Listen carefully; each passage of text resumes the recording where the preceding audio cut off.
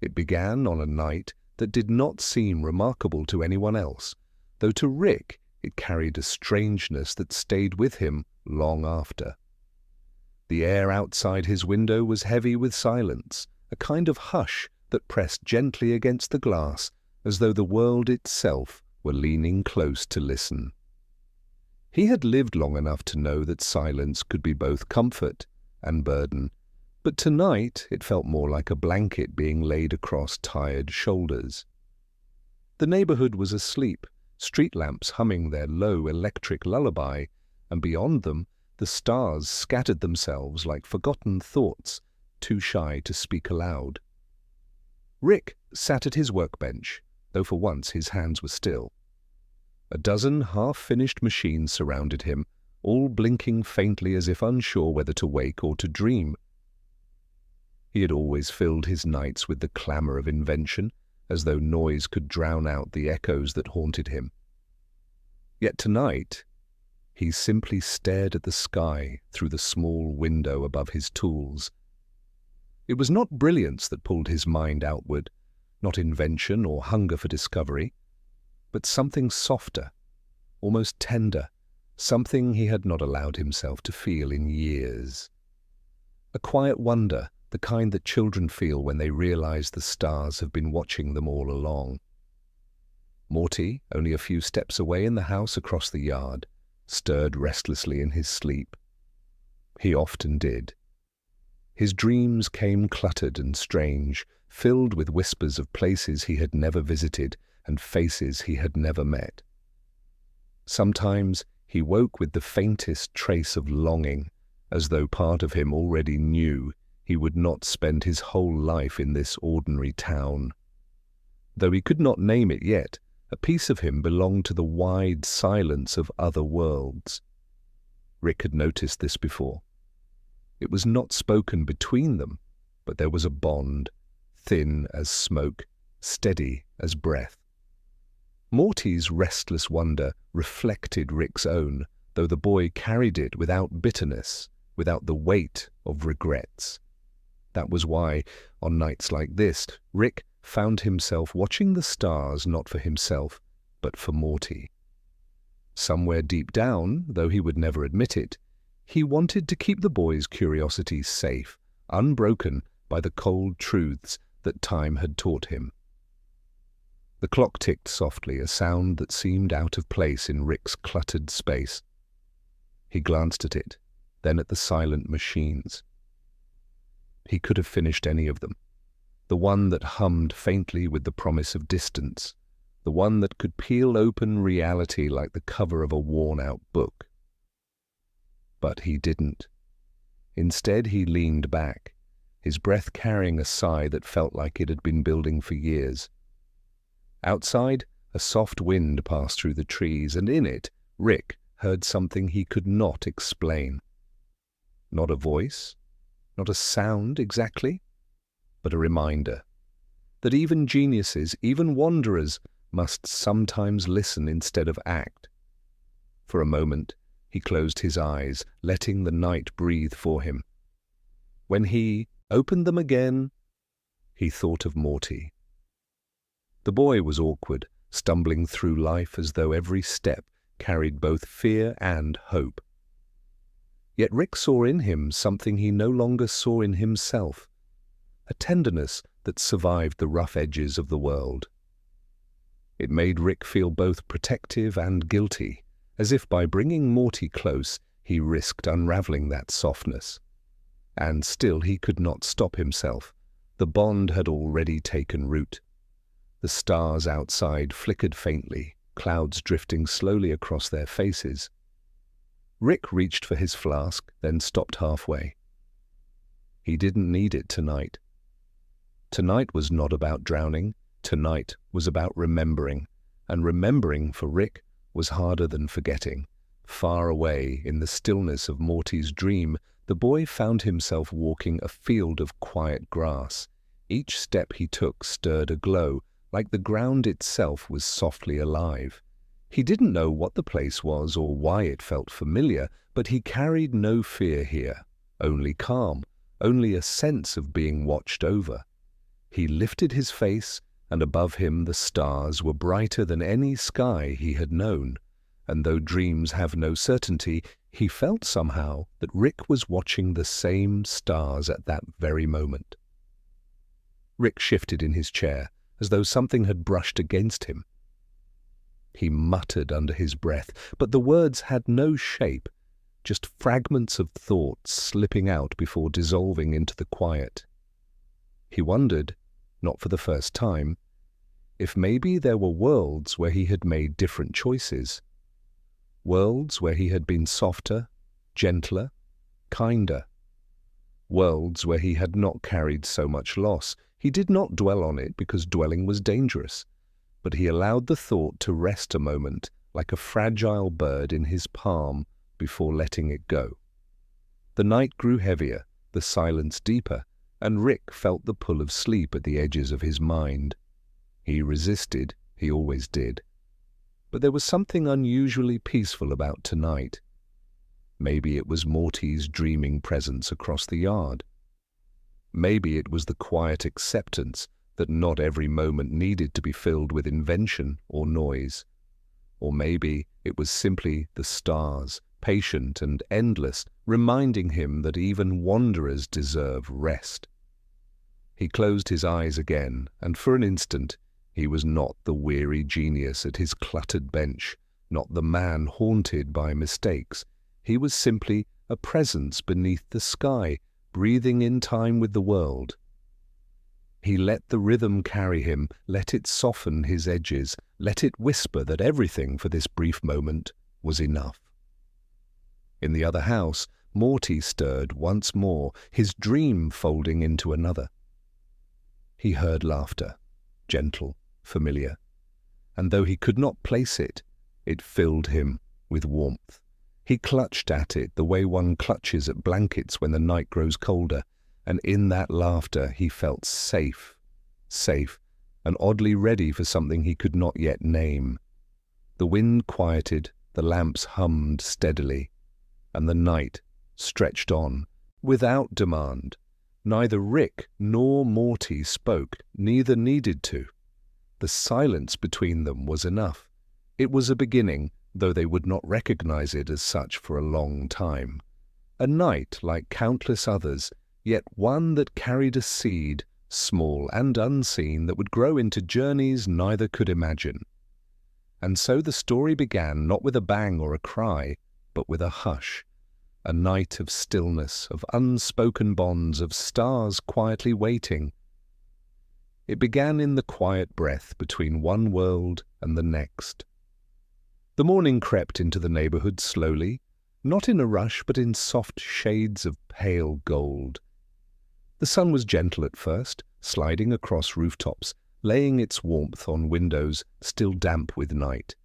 Birds stirred in hesitant songs as though testing their voices after the long silence. Most people would remember it as an ordinary morning, the kind that blended into all the others. But for Rick and Morty, it carried a subtle shift, almost invisible, like the first brushstroke of paint on an empty canvas. Rick awoke later than usual, his head heavy not with drink, but with a rare quietness. He lay there for a moment, staring at the ceiling. The light broke through the blinds in thin stripes, stretching across the floorboards. He wondered, in the half-waking haze, why mornings always felt lonelier than nights, perhaps because nights carried stars, companions in their silence, while mornings carried expectation. You were meant to rise, to move, to resume. And Rick had grown tired of resuming. Across the yard, Morty stirred as well. His dreams had dissolved with the dawn, though fragments clung to him like dew. He remembered the glowing grass beneath his feet, the sound of laughter that wasn't his own, the stars so bright they seemed alive. He sat up in bed, rubbing his eyes, unsure why the memory left him both comforted and restless. He could not tell his parents, they would not understand. But deep down, he knew the dream wasn't just a dream. Something about it felt too real, like a message carried from a place just out of reach. Rick finally rose, his feet dragging against the floor as he shuffled to the kitchen. The house was quiet. He poured himself a cup of coffee. Black, bitter, the only thing that reminded him he was still tethered to mornings. He took his mug outside, leaning against the railing of the porch. The neighborhood buzzed faintly with life, cars starting, doors closing, the hum of a lawnmower in the distance. It was the sound of routine, of people locked into patterns they had no desire to question. Rick sipped his coffee, his eyes drifting back toward the sky. Always the sky. He did not plan to see Morty that morning, but the boy found his way across the yard, hair still messy, shoes half-tied. Morty hesitated at the edge of the porch, as though stepping closer might disturb something delicate. Rick glanced at him, grunted, and tilted his head toward the empty chair beside him. Morty sat down. Neither spoke for a while. They didn't need to. Finally, Morty broke the silence, his voice soft, uncertain. Do you ever, feel like there's more? Like something's out there waiting for us? Rick took another slow sip of coffee before answering. More than this? Of course. Always more. But more doesn't mean better. Morty looked down at his hands, picking at a thread on his sleeve. Yeah, but it feels like it's calling me. Like last night I dreamed about a place that felt real. I don't know why, but it felt like I was supposed to be there. Rick studied him for a long moment, the steam from his mug curling between them. The boy's eyes carried that restless glow again, that hunger for something beyond the walls of this quiet town. Rick recognized it. He had once felt it too, long ago, before experience hardened it into cynicism. It stirred something in him. Not envy, not pride, but a quiet ache. You're young, Rick said at last, his tone flat, but not unkind. Dreams always feel real when you're young. Sometimes that's a gift. Sometimes it's a curse. Morty frowned but didn't argue. He let the words settle, though they didn't erase the feeling inside him. If anything, Rick's vagueness made it stronger. He leaned back in the chair, watching a bird trace lazy arcs across the sky. I don't want to spend my whole life not knowing what's out there. Rick didn't respond immediately. He tapped his finger against the mug, staring at the same sky. Finally he muttered, Careful what you wish for, Morty. Curiosity doesn't always lead to answers. Sometimes it just leads to more questions. They fell into silence again, but it wasn't empty. It was the kind of silence that bound them, a quiet recognition of something neither of them could fully say. The world around them carried on. Neighbors mowing their lawns, children riding bikes, a dog barking down the street. All of it felt so ordinary, so rooted, while the two of them sat in the middle of it, quietly aware that their hearts were drifting elsewhere. The day passed slowly. Morty went through his usual motions, sitting at the table with his family, listening to conversations that felt distant. His father talked about work, his mother about chores, his sister about her own little dramas. Morty nodded when expected, but his mind kept circling back to the dream. To the grass that glowed with his footsteps, to the laughter that wrapped around him like warmth.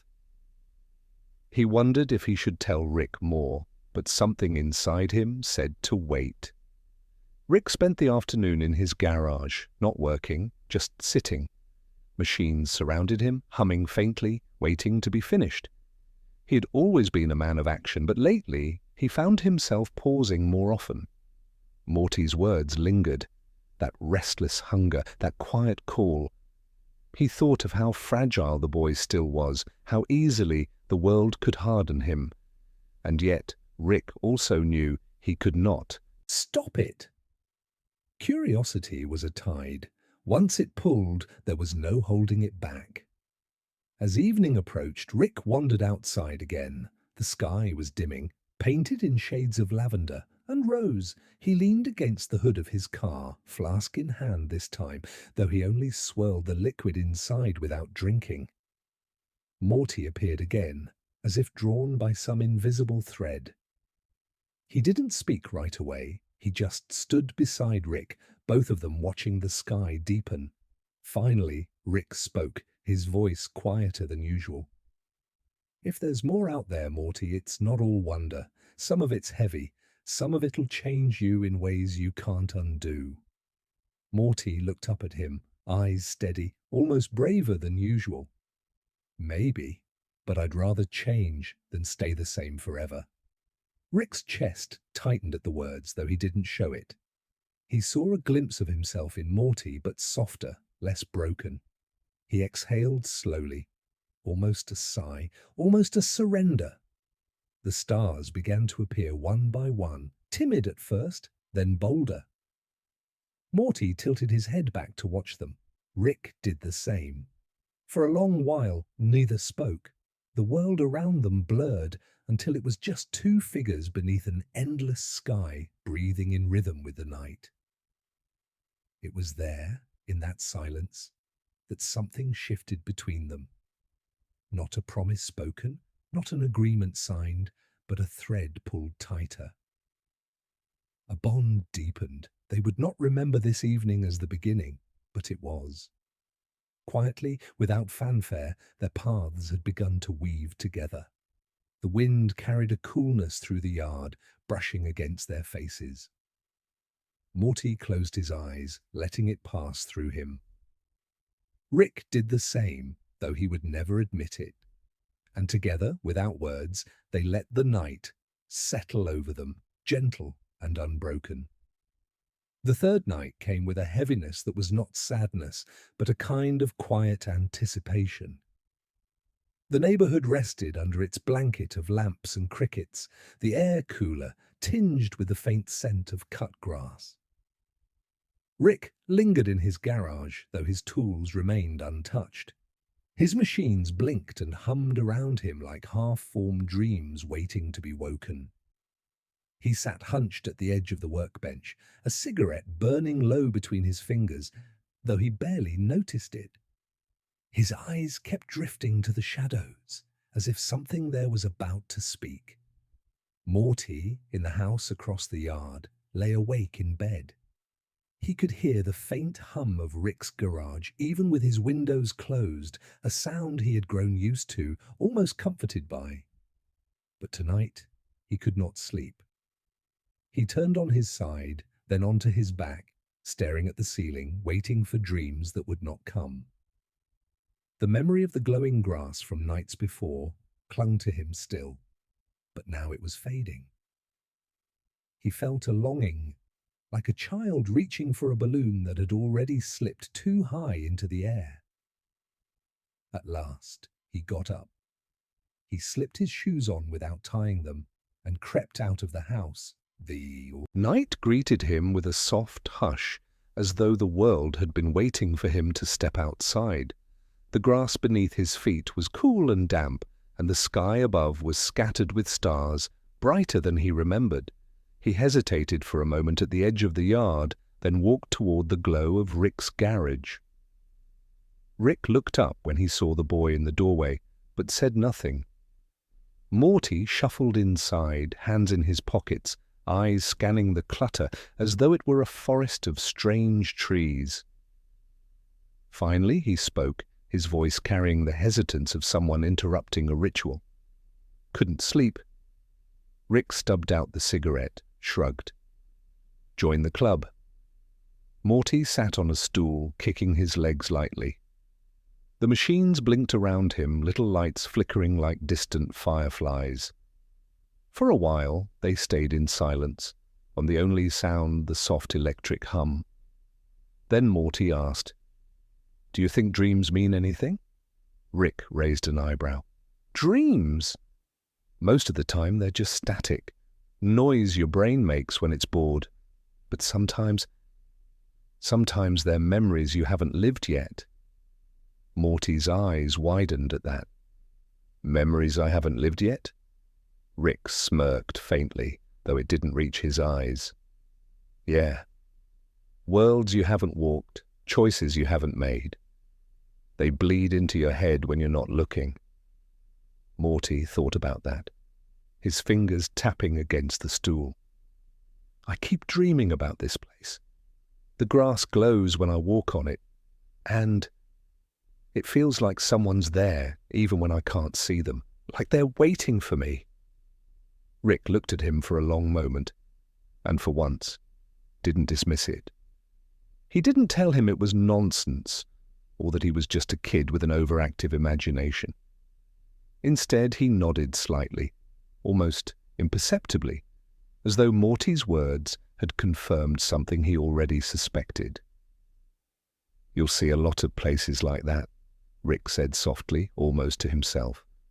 And some of them will change you. Morty didn't know how to respond. He just sat there, letting the words settle into him like rain soaking into soil. For the first time, he felt that maybe Rick believed him, or at least understood him. The minutes stretched, the night outside deepened, and the garage seemed to fold itself around them, a cocoon of half-light and quiet breath. Rick eventually stood, rummaging through a drawer until he pulled out a small, half-finished device. It was little more than wires and glass, its surface flickering faintly with color. He set it on the table between them. "Not everything I build is for use," Rick muttered. "Some of it's just reminders." Morty leaned forward, studying the object. Inside the glass, faint sparks swirled, shifting between blues and greens like a storm captured in miniature. It wasn't frightening, though. It was oddly calming, like staring into an aquarium where the fish were made of light. "What's it a reminder of?" Morty asked. Rick stared at it for a while before answering. That no matter how far you go, there are always pieces of yourself you'll never escape. And maybe you shouldn't want to. Morty's chest tightened at the words, though he couldn't explain why. He didn't fully understand what Rick meant, but something in the tone, quiet, weighted, almost tender, made him feel the truth of it. He reached out, touched the glass lightly. The sparks inside flared, then softened again, as though acknowledging him. Rick watched without comment. Then, after a long pause, he said, "You're not like the others, Morty. You see things differently. That's going to hurt sometimes. But it'll also keep you alive." Morty swallowed, not sure what to say. He only nodded, eyes still fixed on the swirling lights. The night moved slowly, like a river refusing to rush. They sat there together, the boy and the man, the dreamer and the wanderer, bound by something that didn't need naming. Outside, the crickets sang, the wind whispered through the trees, and the stars watched in their silent patience. Eventually Morty yawned, his eyes growing heavy. Rick noticed, but didn't send him home. He let the boy drift in the chair, his head tilting, his breaths growing slower. Rick turned back to his bench, adjusting the glass device slightly, though he didn't know why. Perhaps it was simply comforting to have its quiet glow filling the room. By the time Morty finally dozed off, the garage had grown still, save for the faint hum of machines and the soft rhythm of his breathing. Rick looked at him, really looked, and for a fleeting moment, something softened in his chest. He muttered to himself, words too low to catch, and then leaned back, letting the silence cradle them both. The night stretched on, endless, tender, and unbroken, and somewhere, in the quiet space between dreaming and waking, the bond between them deepened, like roots threading deeper into the soil, unseen but unshakable. The morning arrived quietly, brushing the world in soft shades of pink and amber, like the sky itself had decided to wake gently so as not to disturb anyone. Rick had long since grown accustomed to the hum of the day beginning, But somehow today it felt different. There was a stillness in the air that pressed softly against his skin, and he found himself listening to the faintest sounds, a bird taking flight, the rustle of leaves in the wind, the distant echo of children laughing in the streets. It was ordinary, yet it carried the sensation of something unseen shifting beneath the surface. Morty moved slowly through the house, his steps careful, almost reluctant. His dreams of the night lingered faintly like mist clinging to the edges of memory. The glowing grass, the laughter that seemed to follow him even when unseen, the sense of something waiting. All of it had left a quiet ache, a tug he could not explain. It wasn't fear, it was anticipation. And perhaps somewhere deep inside, a hint that the world was larger than he had yet imagined. Rick stepped onto the porch with a mug of coffee in hand, the steam rising gently into the cool morning air. He watched the neighborhood stir to life, the street lamps dimming one by one as the sun stretched across rooftops. For a long moment he simply held the mug, breathing in the warmth, letting the silence linger. It was not peace exactly. Rick had long ago learned that peace is often a fleeting companion. But it was enough to steady him, enough to remind him that even a day that seems ordinary can hold quiet significance. Morty joined him eventually, leaning against the railing, eyes still heavy with the residue of dreams. "Do you ever think about how many worlds there could be?" he asked, his voice barely above the soft hum of morning life. Rick's gaze lingered on the horizon. "Every day," he admitted, almost in a whisper. "But thinking about it doesn't change a thing. Most people never even see one world properly, and yet some see more than they're ready for." Morty considered that, tracing a line in the railing with his finger. "I feel like there's something waiting for me, something I'm supposed to find, but I don't know where to start." Rick leaned back slightly, taking a slow sip of coffee. "You start where you are, Morty. That's always the beginning. The rest comes when you're ready." They stood in silence for a while, watching the sunlight scatter across the yard, illuminating the edges of leaves and dust motes alike. The world felt both immense and intimate at once, as though every movement, every breath carried significance that could be sensed but not fully understood. Rick thought of his own beginnings, of moments like this when he had felt the stirrings of curiosity, the gentle pull of unknown horizons, and he realized that for Morty this was one of those moments. The boy's eyes caught something in the grass, a faint shimmer as the morning dew reflected the sun. He bent down, brushing a hand over the blades. For a moment it reminded him of the glowing grass in his dreams. It wasn't quite the same, but the memory came with a soft weight, like a reminder that even ordinary places can hold traces of wonder if you look closely enough.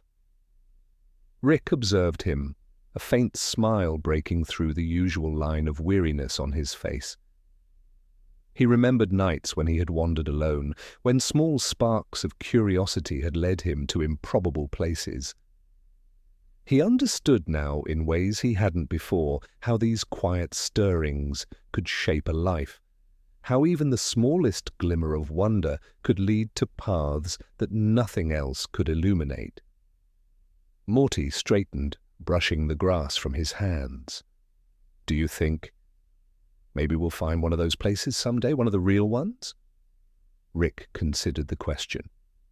He did not answer immediately. He rarely spoke in absolutes. The world, he had learned, was rarely absolute. But there was something in Morty's tone, in the way he carried hope like a fragile bird in his chest, that softened Rick's edges. "Maybe," he said finally. "Maybe we will, or maybe we won't. But the trying, that's what matters." Morty nodded slowly.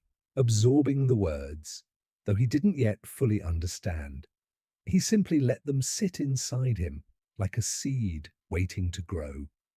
The morning wind passed through them both, carrying a scent of dew and earth, of possibility and quiet change. For the first time, Morty felt that maybe waiting for dreams to make sense wasn't necessary. Perhaps the act of noticing, the act of being present, was enough. Rick poured another sip of coffee, letting the warmth travel down his chest. He had long ago stopped believing in small comforts, but now he allowed himself a brief reprieve. There was an odd reassurance in the routine of the day, a soft anchor against the weight of thinking too far ahead. Sometimes, he realized, the simplest moments carry the greatest lessons. The hours stretched lazily. Morty wandered through the house, finding small, ordinary things, but a book left open, a teacup still warm, a notebook full of sketches he didn't recognize. And for each, he felt a faint flicker of curiosity. It wasn't explosive or urgent. It was a slow, steady awareness that the world contained layers he had barely begun to peel back. And as he moved through it, he felt Rick's presence quietly guiding him, a shadow at his side, not intrusive, just steady. Evening approached without fanfare. The sky shifted into soft purples and blues, the sun slipping behind distant rooftops. Rick returned to his porch, Morty beside him, and together they watched the transition from day to night. Crickets began their rhythmic song. The wind whispered through the trees, and for a moment everything seemed perfectly balanced. Morty leaned his head against the railing, eyes tracing the first stars appearing in the sky. Do you think it's possible to find something that changes everything without ever leaving?" he asked quietly. Rick considered it, letting the silence answer before speaking.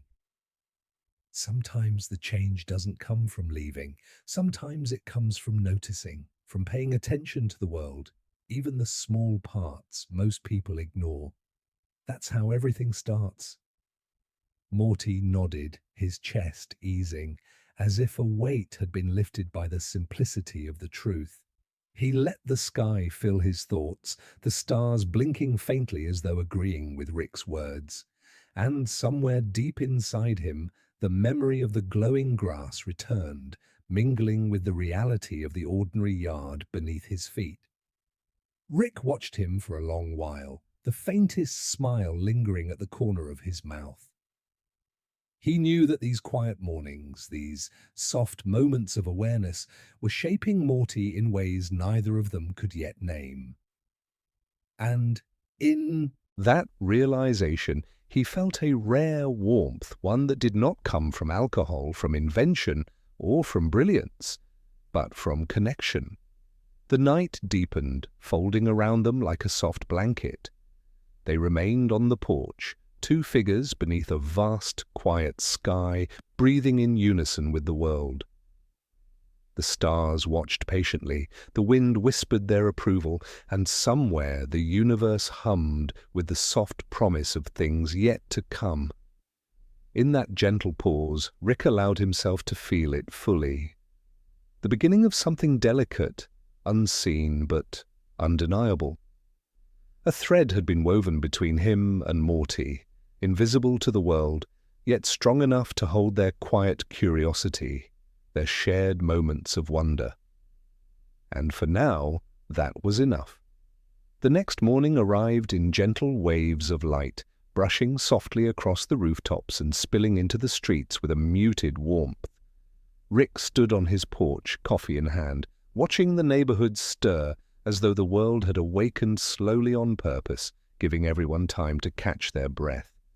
The air carried a faint scent of wet earth and blooming flowers, a subtle reminder that even in ordinary places life moved with quiet intention. He sipped from the mug, savoring the bitterness, letting it anchor him in the moment.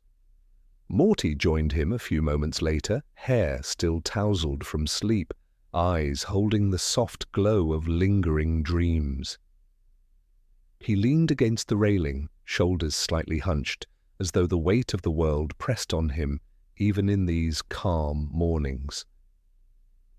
You ever wonder if there are things out there we're supposed to see?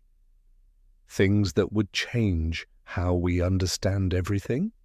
He asked softly, almost afraid of the answer. Rick regarded him for a long moment, letting the question settle between them like the quiet hum of a machine that might wake at any second. Of course, he said finally. There are always things you're meant to see, Morty. But sometimes seeing isn't about looking. It's about noticing, about letting the world show itself to you without forcing it. Most people never get that far. Morty nodded slowly, absorbing the words. He liked that Rick never dismissed his questions, even if the answers were vague or incomplete. There was a comfort in it, a sense that some truths didn't need full explanation to be understood. I feel like I'm ready for something, even if I don't know what it is yet. Rick took a slow sip of coffee, the warmth traveling down his chest. He thought about his own past, about the nights when he had wandered through worlds and experiments, chasing knowledge without understanding why. Perhaps he had been looking for something similar, some quiet spark that would guide him, even if he didn't realize it at the time. He exhaled slowly, the faintest tension leaving his shoulders. Maybe, he said. Or maybe the ready feeling is just the beginning. The start of noticing more than most people do. Morty tilted his head, eyes following the patterns of the wind through the trees. He had always been sensitive to small details, the way shadows moved, the faintest variations of sound, the texture of light on the ground.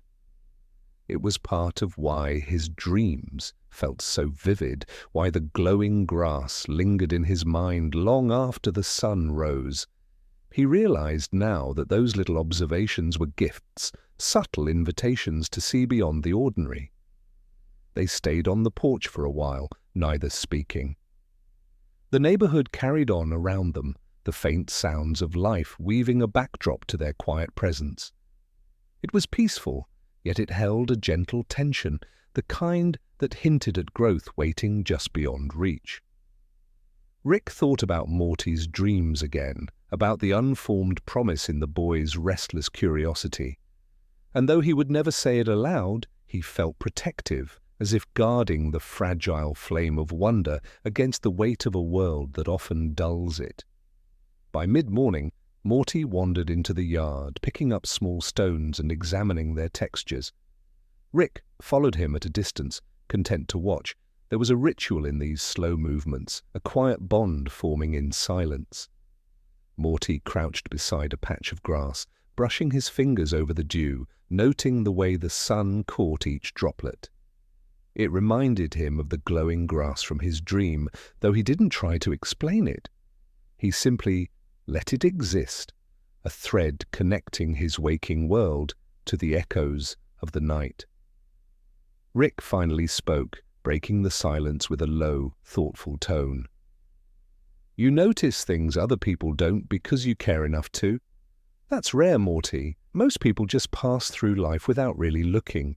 You see the small magic in the ordinary. That's a gift, and it's going to shape you whether you like it or not. Morty's chest rose and fell slowly. The words settled in him, a quiet reassurance. He felt seen in a way he rarely did, even by his own family. The knowledge that someone recognized his attentiveness, his wonder, was strangely grounding. He nodded, offering a small, hesitant smile.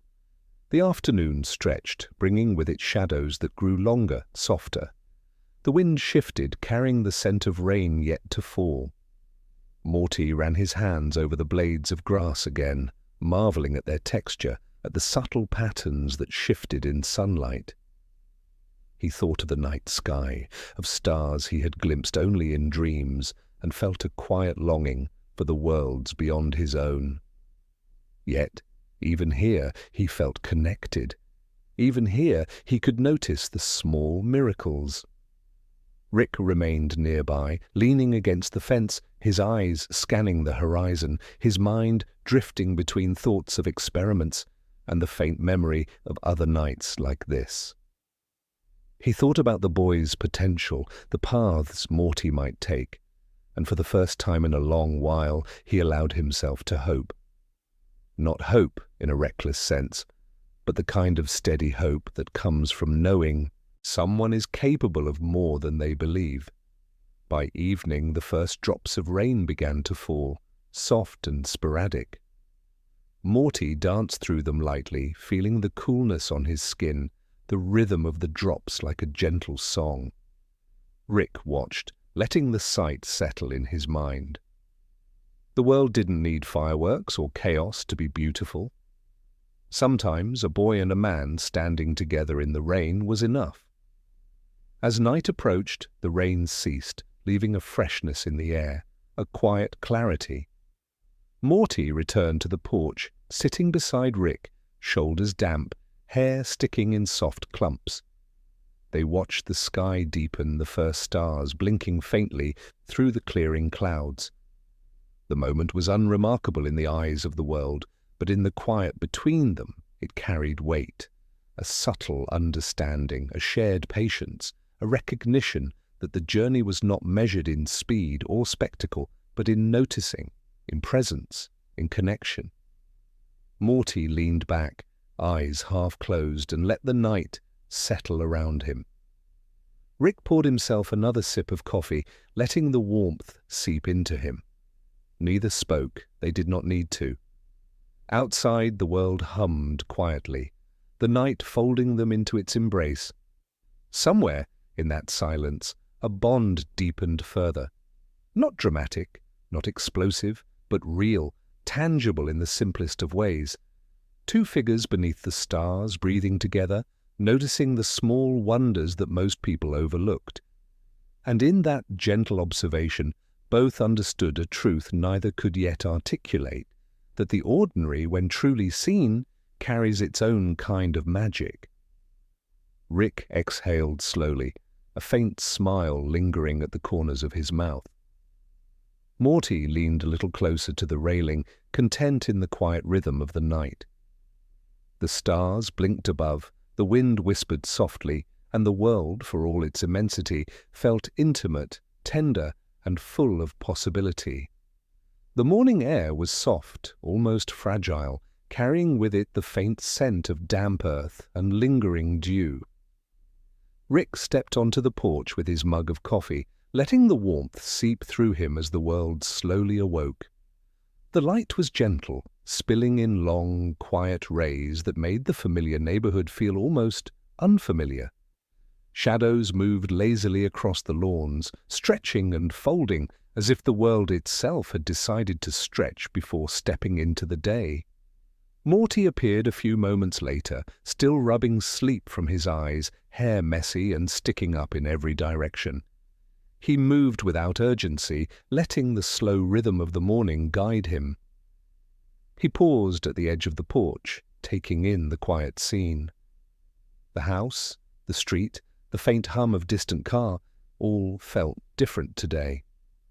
Softer, more fragile, more alive. He breathed in, letting the scents and sounds settle inside him, carrying a sense of possibility he could not yet name. Rick watched him, quiet as ever. There was an unspoken understanding between them, a thread of attention that passed through the air, linking their thoughts without words. Rick took a slow sip of coffee, feeling the heat spread through him, and wondered if Morty could sense the subtle shift he had felt as well. Perhaps not consciously, but the boy always noticed things that others overlooked. That was why he had that glow in his eyes, that restless spark that whispered of worlds unseen. Morty finally spoke, his voice barely above the morning's hum.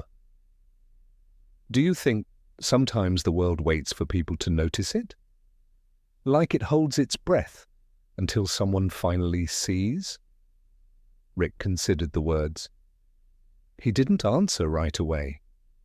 He rarely gave direct answers, preferring to let observations linger like shadows. But there was a truth in Morty's question that he could not dismiss.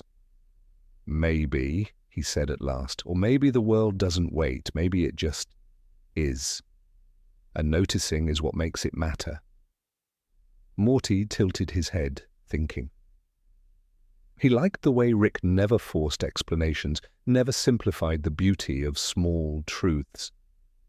He could feel them in his chest, quiet and tender, like soft pulses of light. I like that, he murmured. I think I want to notice more, even the little things that seem nothing. Rick's lips twitched faintly, almost a smile. He remembered nights like this, when he had wandered alone, catching fragments of the world most people ignored. Those moments had shaped him quietly, subtly, without the noise of accolades or recognition. And now he watched Morty, realizing that the boy was beginning the same gentle journey, noticing, listening, feeling. The day unfolded slowly. Morty wandered through the yard, picking up small stones, tracing the lines and textures, marveling at the patterns that often went unseen. The wind moved softly, brushing his skin with warmth and coolness in equal measure. He watched the way sunlight hit the grass, each blade catching light in its own subtle rhythm. It reminded him of dreams, not exactly the same, but carrying that faint echo of otherworldly wonder.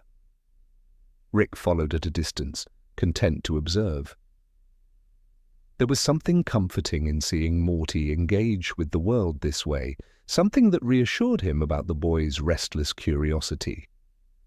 He thought of all the unseen places, the unformed possibilities, and knew that Morty's attention would carry him further than many could imagine. But more importantly, he realized that noticing the small miracles, the quiet moments, was as powerful as any journey outward. By late afternoon, the sky began to shift, soft purples and oranges threading through the clouds. Morty ran a hand over the worn fence, feeling the texture, the subtle grooves, imagining the hands that had built it long ago. He could almost sense the stories embedded in the wood, whispers of people who had lived, loved, and lingered in ways that left marks too delicate for most to notice. And yet, here he was, noticing, truly noticing.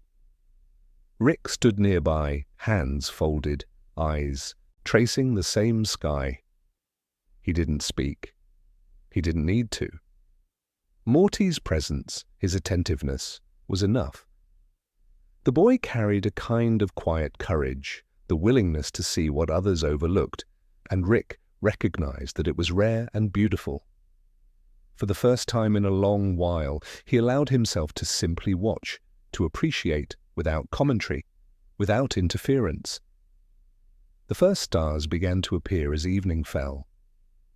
Morty tilted his head back, watching them blink into existence one by one. Each star felt alive, like a pulse in the vast darkness. He thought of all the worlds he had glimpsed in dreams, all the places he had yet to see, and he felt, without fully understanding why, that the quiet of the evening was preparing him to notice more, to understand more, even before any action or adventure came. Rick joined him at the railing, sipping the last of his coffee. They stayed in silence, letting the night settle around them, soft and expansive. The air carried a faint coolness, a reminder that even in moments of stillness, the world breathed, moved, lived. Morty's chest rose and fell slowly beside him, and Rick allowed himself the rare pleasure of feeling a kind of protective warmth. Not out of obligation, not out of pride, but simply from witnessing the boy's delicate curiosity. The world seemed to stretch infinitely, a vast expanse of night that held both comfort and uncertainty. Morty leaned back slightly, eyes half closed, allowing the stars to imprint their quiet brilliance on him. He thought of the glowing grass, of the whispers in his dreams, and realized that noticing, simply noticing, was already a kind of journey. He didn't need to rush. He didn't need to grasp it fully. It was enough to be present, to let the world reveal its layers slowly, gently. Rick exhaled softly, the sound lost in the quiet rhythm of the night. For once, he allowed himself to feel that this was enough. The boy's presence, his attentiveness, their shared moments, these were the kinds of things that mattered. Not explosions, not grand adventures, not accolades, just noticing, feeling, existing alongside someone who began to understand the subtleties of the universe. The wind whispered through the trees, the stars blinked softly above, and the two of them remained on the porch, quiet and unbroken. The world, with all its vastness and complexity, seemed almost tender in the night. Morty leaned against the railing, eyes closing, letting the gentle rhythm of the universe cradle him. Rick watched for a moment longer, then turned back toward the house, letting the night settle over them like a soft, protective blanket. In the silence, something shifted. Subtle, almost imperceptible. A thread had deepened between them, binding them not in words or action, but in the quiet acknowledgement of presence, of noticing, of being alive in ways the world often overlooked. And in that small, delicate bond, both felt the quiet wonder of existence and the soft reassurance that even ordinary nights could hold extraordinary meaning. The day broke slowly, soft light spilling over the rooftops, turning the world into a palette of pale gold and muted grey. Rick leaned on the porch railing, coffee warming his hands, watching the morning unfold with a quiet curiosity. There was a stillness in the air that felt like it was holding its breath, waiting for something unspoken to reveal itself. He didn't need to understand it. He simply let it exist, letting the gentle rhythm of the day seep into him.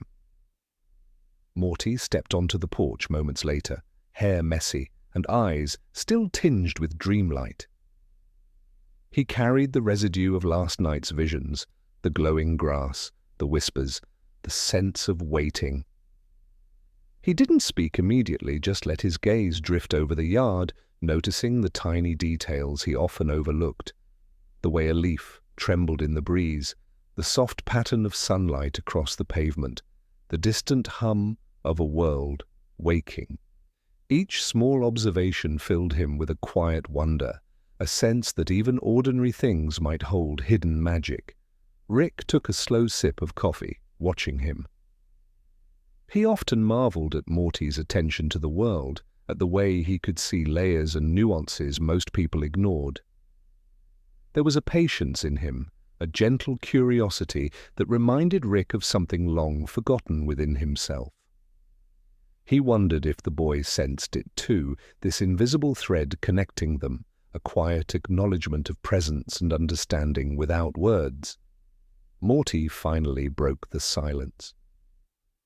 Do you ever think, maybe some things only happen if you notice them?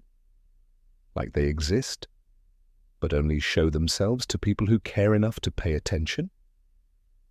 Rick's eyes softened, and he leaned against the railing. Yeah, that's more true than most people realize. The world has ways of showing itself, but only to those willing to slow down to see what others miss. Most people just pass through life, looking, but not truly seeing. Morty nodded slowly, letting the words settle inside him.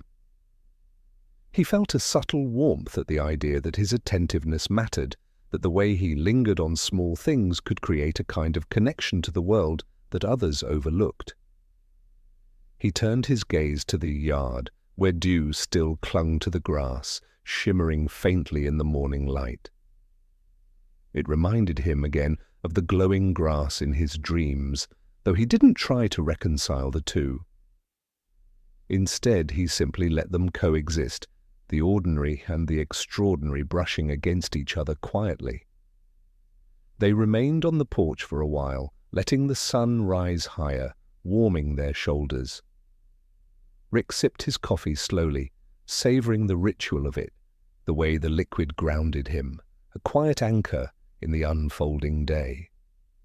Morty's attention wandered from the grass to the trees lining the street, the leaves shifting softly in the breeze. He noticed patterns, the subtle dance of light and shadow, and for a moment he felt as if he were seeing something that had always been there, invisible to everyone else. The morning stretched lazily into afternoon. Morty wandered through the yard, crouching over tiny flowers and examining their delicate petals. Rick followed, a quiet observer, letting the boy explore without interference. Each small observation, each moment of wonder, seemed to deepen a bond between them, something unspoken but undeniable. Rick thought about his own past, about nights spent chasing curiosities he didn't fully understand, and recognized that Morty's quiet attentiveness carried its own kind of power. By mid-afternoon, clouds drifted lazily across the sky, softening the sunlight into a gentle glow. Morty ran his fingers over the fence, feeling the texture of the weathered wood, tracing the grooves and imperfections left by time.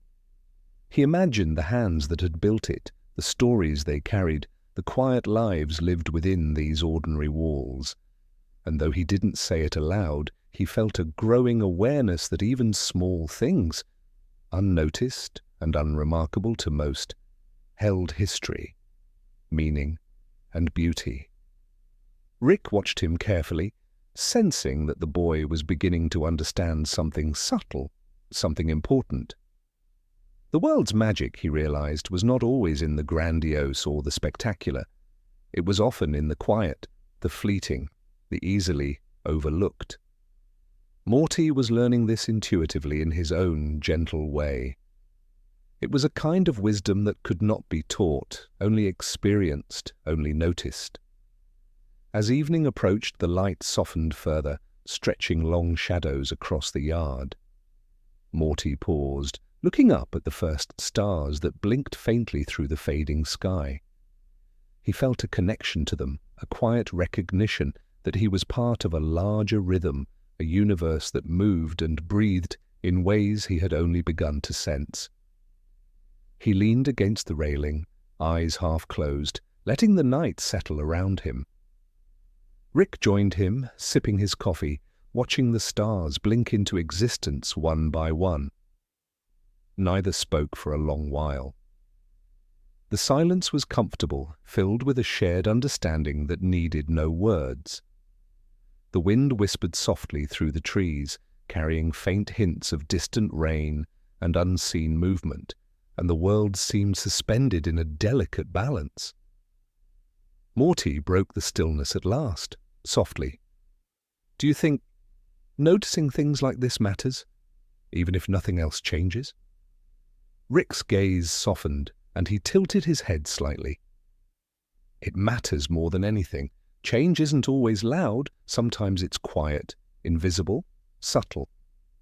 It starts with attention, with care, with the willingness to see what others ignore, and it grows from there." Morty nodded, feeling the weight and comfort of Rick's words. The quiet assurance that noticing could be enough filled him with a gentle warmth, a soft patience for life's unfolding. He watched the sky deepen into night, the stars shimmering faintly, and felt a connection that transcended words. He felt anchored, steady, part of a rhythm larger than himself, yet intimately his own. The night grew cooler, the breeze carrying whispers through the trees. Morty leaned back, shoulders relaxed, eyes tracing constellations that seemed almost alive in their subtle glow. Rick remained beside him, hands in his pockets, observing, letting the boy's quiet discovery unfold. The bond between them deepened, shaped not by adventure or spectacle, but by shared presence, attention, and the gentle practice of noticing life's delicate movements. The stars blinked, the wind whispered, and the night wrapped them both in quiet intimacy. Morty exhaled slowly, feeling the comfort of shared stillness. Rick watched him for a moment longer, a faint smile tugging at the corners of his lips. The ordinary, when truly observed, had its own magic, and in that magic both felt a sense of peace, connection, and quiet wonder. The world, vast and infinite, seemed softer, tenderer, alive in ways that only the attentive could perceive. Morty leaned against the railing, letting the rhythm of the night carry him into calm reflection. Rick allowed himself to feel it too, the quiet satisfaction of witnessing someone begin to understand the subtle currents of life, to notice the unremarkable as if it were extraordinary.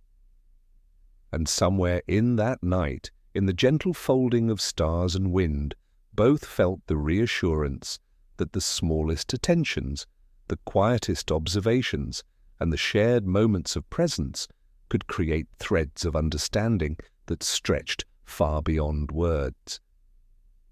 The morning arrived quietly, like a secret being whispered across the rooftops. Rick stood on the porch, coffee steaming in his hands, feeling the weight of the day settle gently around him. The air was crisp, carrying hints of damp earth and faint floral notes that seemed almost imagined, delicate enough to slip past notice if one didn't pay attention.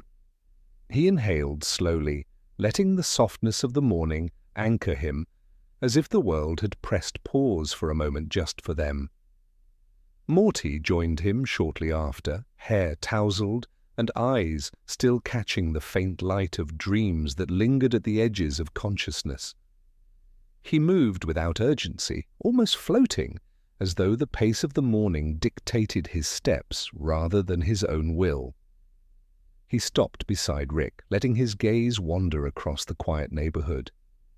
Something about the stillness felt significant, though he couldn't name it, like a note held in the air just before music begins. "Do you ever think," Morty murmured, "that maybe the world has secrets it only shows to certain people? Like, it waits for someone to notice before it reveals them?" Rick took a slow sip of coffee, considering the words. "Yeah," he said quietly. "And sometimes those secrets aren't about grandeur or danger. They're just small things, moments, textures, the way the air moves. Most people miss them because they're too busy rushing. But noticing, really noticing, that's where the world hides its magic." Morty nodded slowly, absorbing the thought. He liked that Rick never simplified things, that he never offered easy answers. The mysteries of life, he realized, were meant to be felt and lived, not solved. He let his eyes drift over the yard, noticing the glimmer of dew on the grass, the way sunlight caught the edges of leaves, and the subtle curve of shadows stretching across the pavement. Each tiny observation made him feel tethered, alive, present. Rick leaned back slightly, letting the porch railing support him. He watched Morty, marveling at the boy's ability to see what most people overlooked. It reminded him of nights from his own past, when he had wandered through worlds and ideas, chasing curiosities he didn't fully understand. The realization settled in him softly. This attentiveness, this quiet wonder was rare, and Morty had it in abundance. The day unfolded in gentle waves. Morty wandered through the yard, crouching to examine tiny flowers and noticing patterns in the petals, shapes he hadn't thought to see before. The sun shifted gradually, stretching shadows and scattering warmth unevenly across the ground. Every movement, every sound, every flicker of light seemed to hold a meaning that only the patient, observant heart could detect. Morty felt as if he had begun tuning into a frequency that had always existed but had been muted to most people. Rick followed at a short distance, content to simply observe. There was a subtle joy in witnessing Morty's discovery, a quiet pride that didn't need words. He thought about all the worlds he had explored, all the extraordinary moments he had chased, and realized that perhaps the truest adventures were not always in distant galaxies or grand experiments. Sometimes they were in noticing, in waiting, in the patient unfolding of ordinary moments into something quietly profound. By mid-afternoon, clouds drifted lazily across the sky, softening the sunlight into muted golds and pale greys. Morty ran a hand over the fence, feeling the grooves in the weathered wood, imagining the stories that had passed through these hands before. Every scratch, every imperfection became a narrative, a testament to the lives that had touched the world, gently, invisibly. And in noticing, he felt connected, not just to the house or the yard, but to the continuum of moments that had preceded him. Rick stayed nearby, drinking the last of his coffee. He could see Morty's awareness stretching beyond the ordinary, touching the subtle layers of life most people ignored. He recognized that this was the quiet power of attentiveness, the sort of magic that did not roar but whispered, invisible yet transformative. He felt a rare sense of peace, watching the boy begin to understand that noticing was itself a kind of journey. Evening arrived softly, drawing long shadows across the yard. Morty looked up at the first stars twinkling faintly in the sky, the dim light carrying a strange sense of familiarity. It reminded him of dreams, of worlds he had glimpsed fleetingly in the quiet hours before waking. He leaned against the railing, letting the night envelop him, feeling both small and connected, a single pulse in the vast, gentle rhythm of the universe. Rick joined him silently, hands tucked into his pockets. They stayed there together, shoulder to shoulder, sharing the quiet intimacy of being present. The night carried sounds that were almost imperceptible, the rustle of leaves, the distant hum of the city, the faint chirp of a cricket hidden in the grass. Each note seemed deliberate, as if the world itself was composing a lullaby meant only for those who took the time to listen. Morty exhaled slowly, letting the subtle beauty of the moment fill him. "Do you think noticing like this can really matter?" he asked softly, the words barely leaving his lips. Rick's eyes softened. "It matters more than most things you chase," he said quietly. "Change isn't always loud. Sometimes it's invisible, subtle, and it starts with awareness, with the act of simply seeing, listening, and feeling. That's where the real magic begins." Morty felt a warmth settle in his chest, a gentle reassurance that noticing could be enough. The night stretched above them, vast and infinite, but wrapped around him in a comforting embrace. He leaned back slightly, letting the rhythm of the world carry him into calm reflection. Even ordinary nights could feel extraordinary when observed with care. The stars blinked faintly, the wind whispered softly, and the quiet deepened. Morty closed his eyes briefly, imagining the faint glow of distant galaxies, the subtle pulse of life moving through everything. Rick remained beside him, silent, letting the boy's mind wander, knowing that these shared moments of stillness were more important than any grand adventure. A soft breeze carried through the yard, brushing against their skin. Morty felt anchored in the present, yet aware of the unseen currents flowing around him. Rick watched him for a long moment, allowing the calm to settle in his own chest. The ordinary, when truly observed, held a kind of wonder that even the most fantastic adventures could not surpass. And in the quiet, beneath the soft tapestry of stars and wind, both felt a delicate connection. To each other, to the world, to the subtle layers of life that only revealed themselves to those willing to notice. Morty exhaled again, letting the weight of thought drift away, replaced by a sense of serene understanding. Rick leaned back slightly, eyes tracing the constellations above, and together they stayed, witnessing, feeling, breathing in unison with the world around them. The night deepened, folding around them like a protective blanket. The world, vast and gentle, hummed with quiet energy, and both felt the reassurance that noticing, even without action, even without recognition, was a kind of magic that could hold a lifetime of meaning. Morty leaned back against the railing, eyes closing, letting the rhythm of the universe cradle him.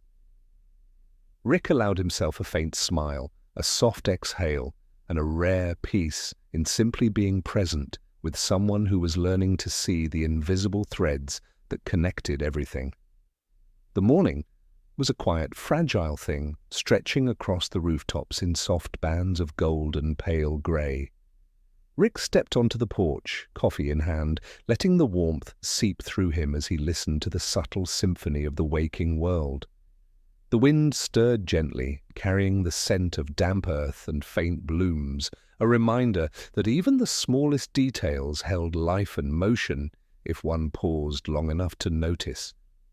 Morty joined him shortly after, hair tousled and eyes still glimmering with remnants of dreams that clung to the edges of consciousness. He moved carefully, not rushing, letting the rhythm of the morning guide his steps. He paused beside Rick, gazing over the yard with a sense of quiet attentiveness. The sun struck the grass in delicate patches, revealing textures and patterns often overlooked. Morty's eyes lingered, tracing the subtle interplay of light and shadow, the gentle sway of leaves in the breeze, and he felt, deep inside, that the world was whispering its secrets to those willing to listen.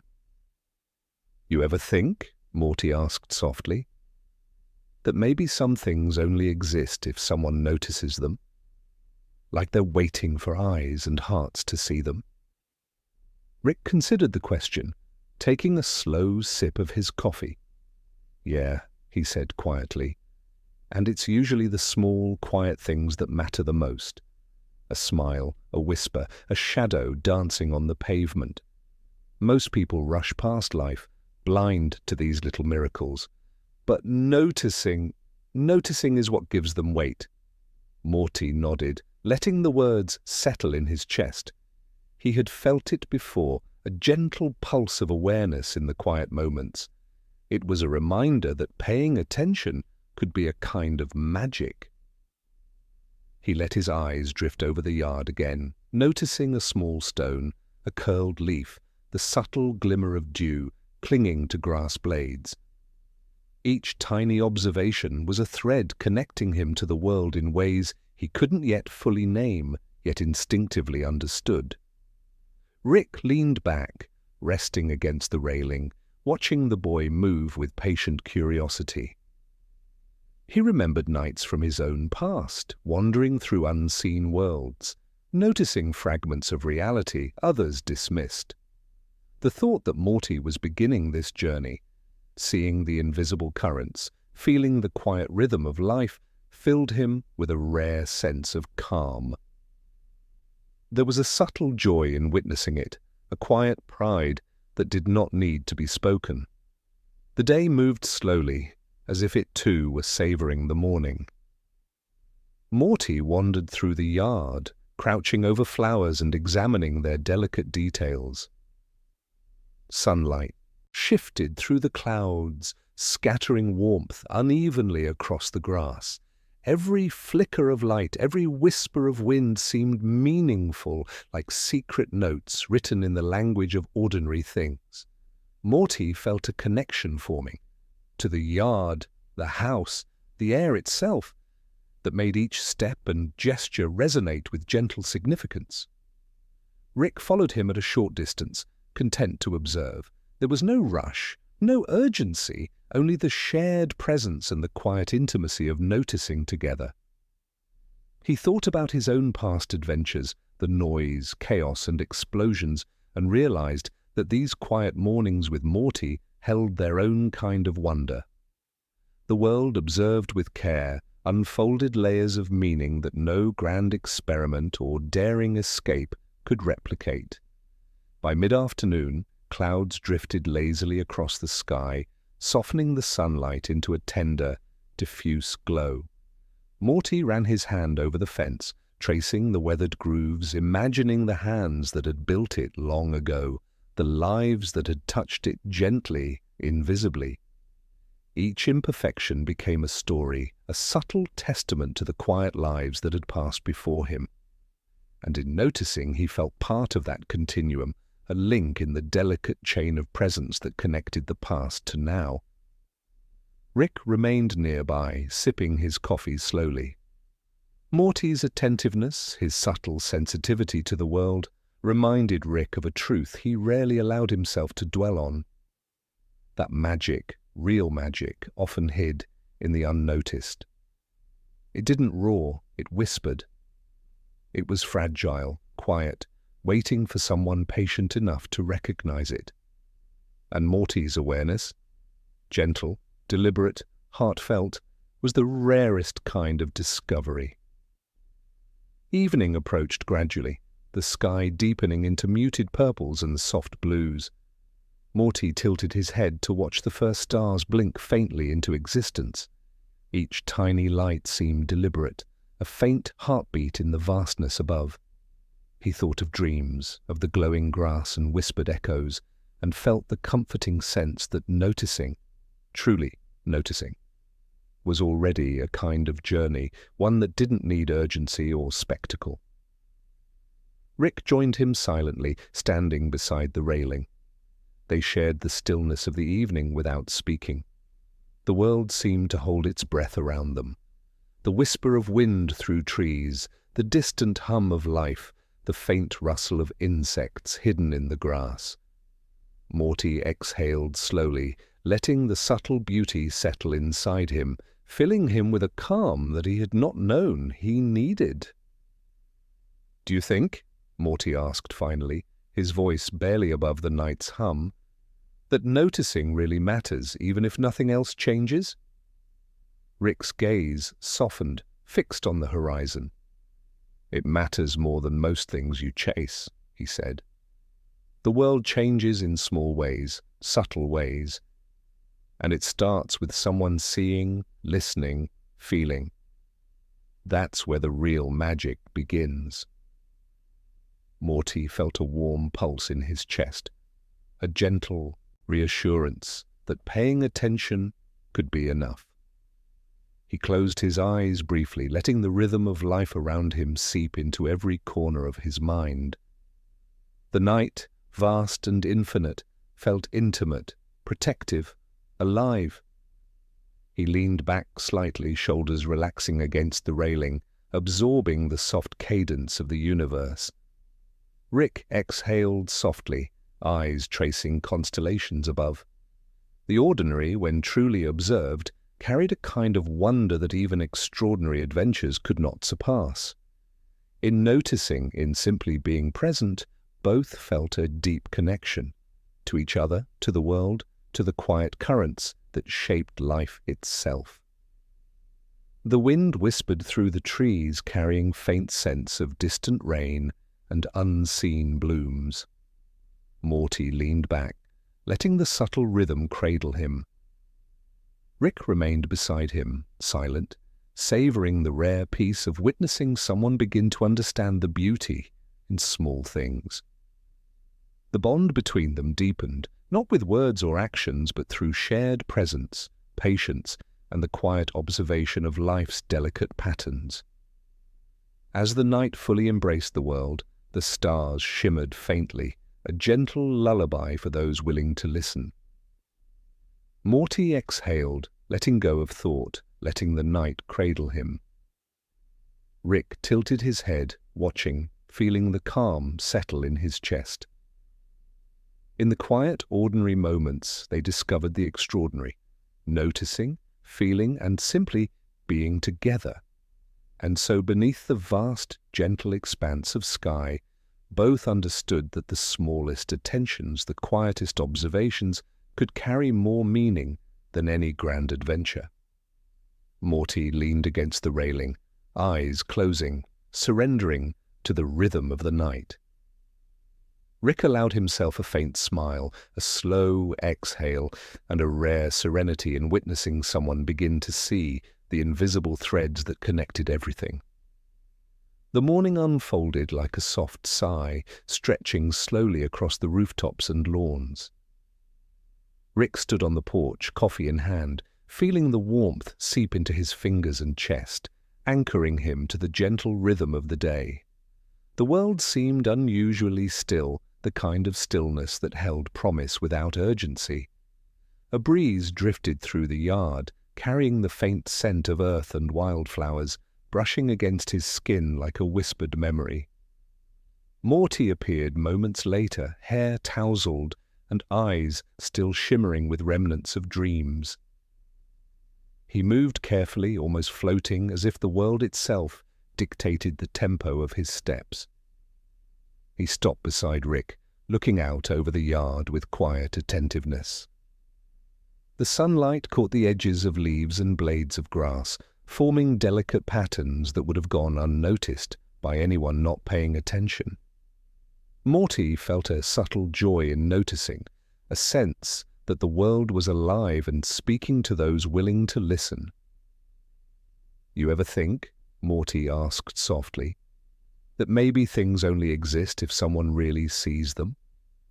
Like they wait for attention before they come alive?" Rick considered the question, taking a slow sip of coffee. "Yeah," he said quietly. "And the most important things are usually small and quiet.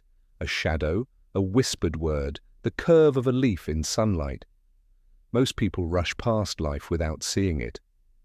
But noticing is how you find the magic." Morty nodded, letting the words sink in. There was a comfort in knowing that paying attention could matter.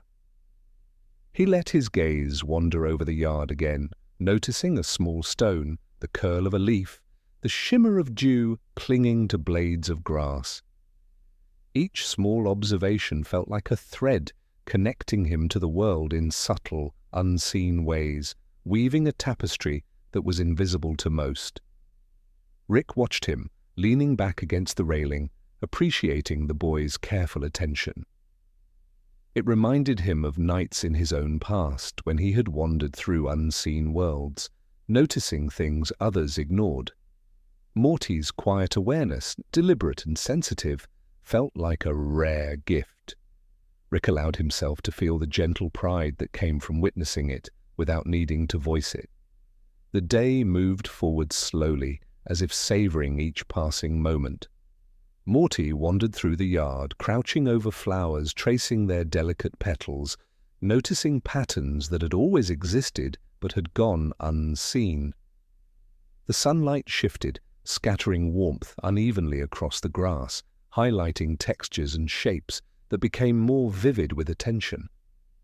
Every flicker of light, every subtle sound of movement seemed meaningful, like secret messages meant only for those willing to perceive them. Rick followed at a short distance, content to observe.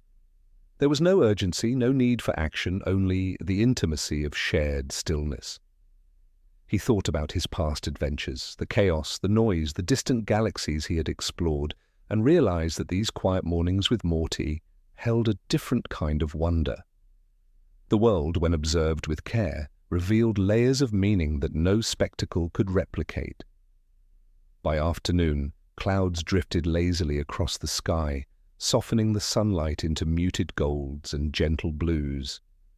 Morty ran his hand over the fence, feeling the grooves and imperfections left by time. He imagined the hands that had built it, the stories they carried, the quiet lives that had brushed against it without leaving noise or recognition.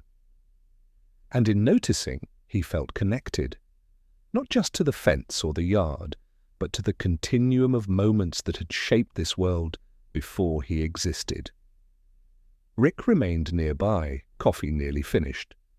Morty's sensitivity, his quiet attentiveness, reminded Rick that the most profound magic was invisible.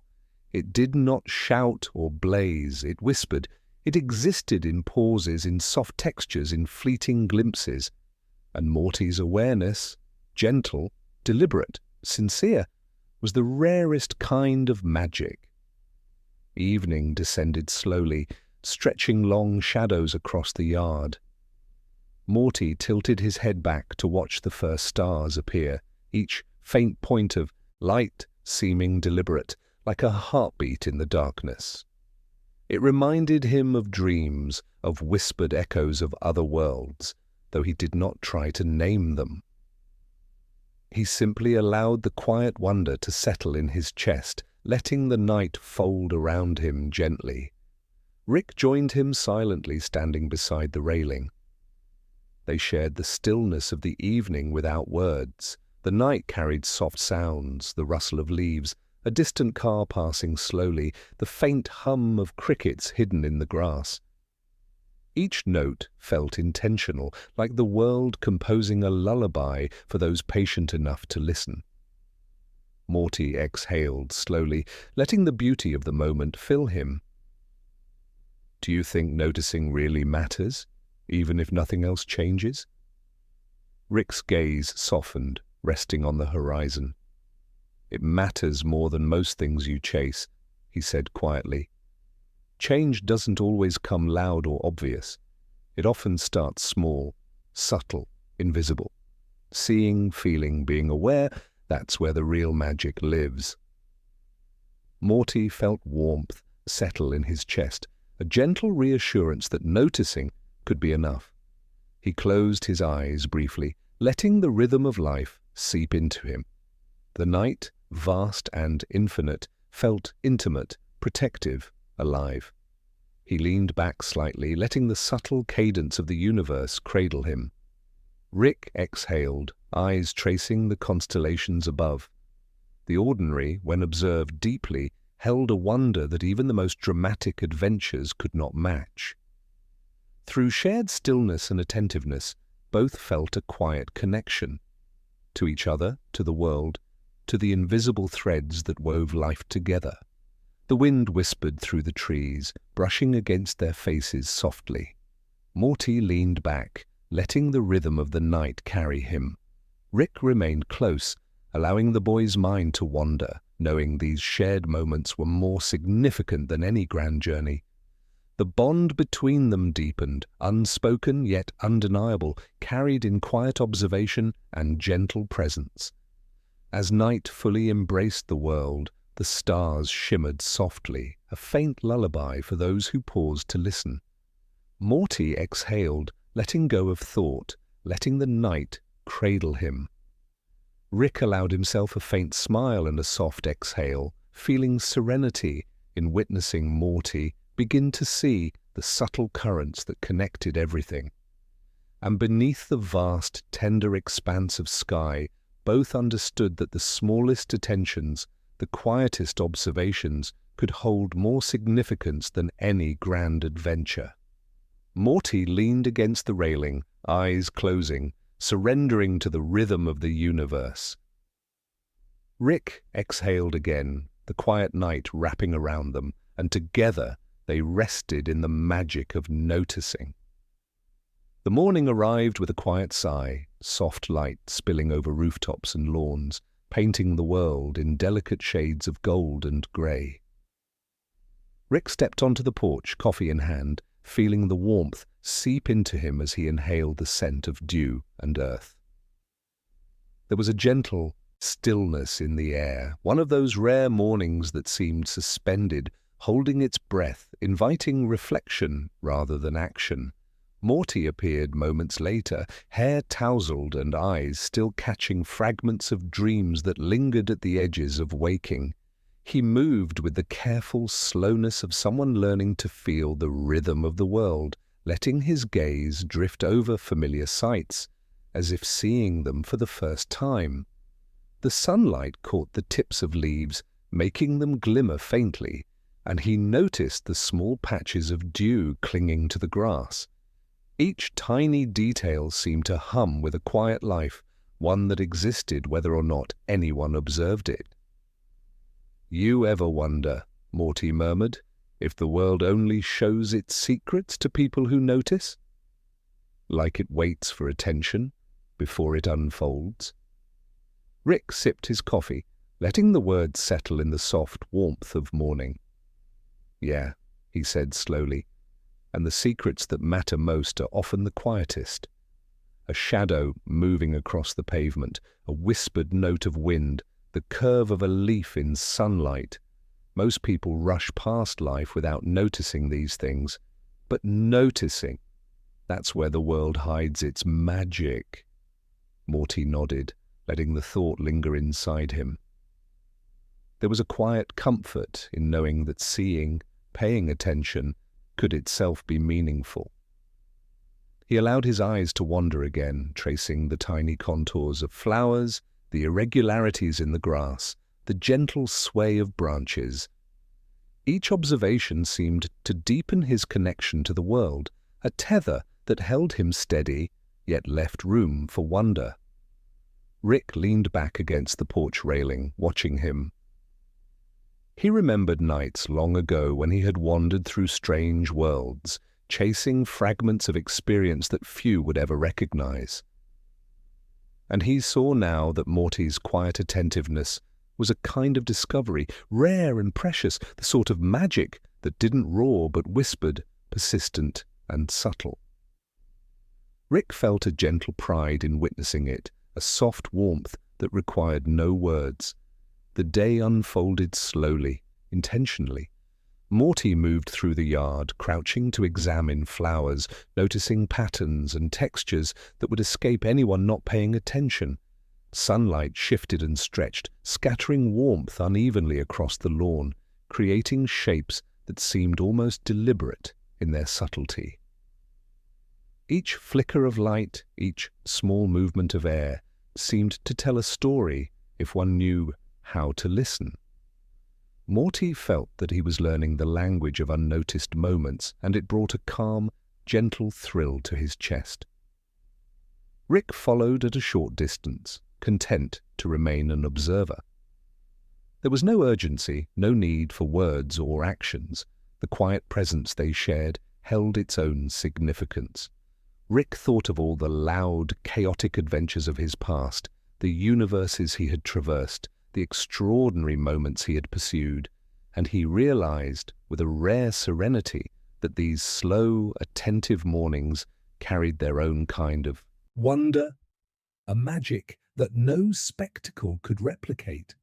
By mid-afternoon, clouds moved lazily across the sky, softening the sunlight into pale golds and muted blues. Morty ran a hand over the fence, tracing the grooves and imperfections left by years of wind and time. He imagined the hands that had built it, the stories that lingered in the wood, the invisible marks left by generations before him. And in noticing, he felt a subtle connection, not only to the house or yard, but to a continuum of moments that stretched far beyond his own life. Rick remained nearby, coffee nearly gone, appreciating the quiet attentiveness he observed. Morty's sensitivity reminded him that true magic was often invisible. It didn't shout. It whispered in textures, in pauses, in fleeting glimpses that only the patient could perceive. Morty's awareness, deliberate and sincere, was a rare gift. Rick allowed himself to bask in it quietly, savoring the calm presence without needing to articulate it. Evening arrived gradually, stretching shadows across the yard and softening the sky into muted purples and deep blues. Morty tilted his head, noticing the first stars appearing faintly above, each pinprick of light pulsing subtly, almost like a heartbeat in the dark. It reminded him of dreams, of distant echoes and whispered glows he had glimpsed before, though he didn't need to name them. The quiet wonder of existence settled in his chest, a calm he had begun to recognize as a rare treasure. Rick joined him silently. The night carried its own symphony, the rustle of leaves, the faint hum of insects, a soft whisper of wind through branches. Morty exhaled slowly, letting the subtle beauty of the world enter him. There was comfort in this awareness, a gentle reassurance that noticing could be meaningful even without immediate action. "Do you think," Morty asked, voice barely audible, "that noticing really matters even if nothing else changes?" Rick's gaze softened, fixed on the horizon. "It matters more than anything you chase," he said quietly. "The world shifts quietly. Change doesn't always come in loud, dramatic waves. Often it begins small, almost invisible, with someone who sees, listens, feels. That's where the real magic lives." Morty felt warmth bloom in his chest, a soft assurance that attention itself could carry significance. He leaned back slightly, allowing the rhythm of the night to cradle him. The stars twinkled faintly above, and the vast, infinite sky felt both protective and intimate. He let go of worry, letting the quiet wonder settle around him. Rick exhaled softly, eyes tracing constellations above. He felt the ordinary moments carry a weight and beauty that even the most extraordinary adventures could not match. Through shared observation and silent presence, both felt a connection to each other, to the world, and to the delicate currents that linked everything. The wind moved gently, brushing against their faces and carrying hints of distant rain. Morty leaned back, surrendering to the night's rhythm. Rick stayed nearby, content to witness him absorb the subtle layers of life unfolding. The bond between them deepened without words, carried in gentle presence and shared stillness. Night wrapped around them fully, stars shimmering faintly like a lullaby for those who paused to notice. Morty exhaled, letting go of thought, letting the world cradle him. Rick allowed himself a faint smile, a soft exhale, and the serenity that came from witnessing someone learn to perceive the subtle threads connecting everything. Beneath the vast, tender sky, both understood that the smallest attentions, the quietest observations, could hold more meaning than any grand adventure. Morty leaned against the railing, eyes closing, surrendering to the night's rhythm. Rick exhaled again, letting the calm wrap around them, and together they rested in the gentle magic of noticing. The morning arrived softly, like a breath held for a moment before release. Rick stepped onto the porch, coffee in hand, letting the warmth settle into his chest and fingers. The air smelled faintly of earth and distant blooms, carrying a quiet promise of another slow day. Light fell gently across the yard, catching dew on the grass and the soft curve of leaves, revealing details that usually went unnoticed. The world seemed unusually patient, as if waiting for those who cared to look closely.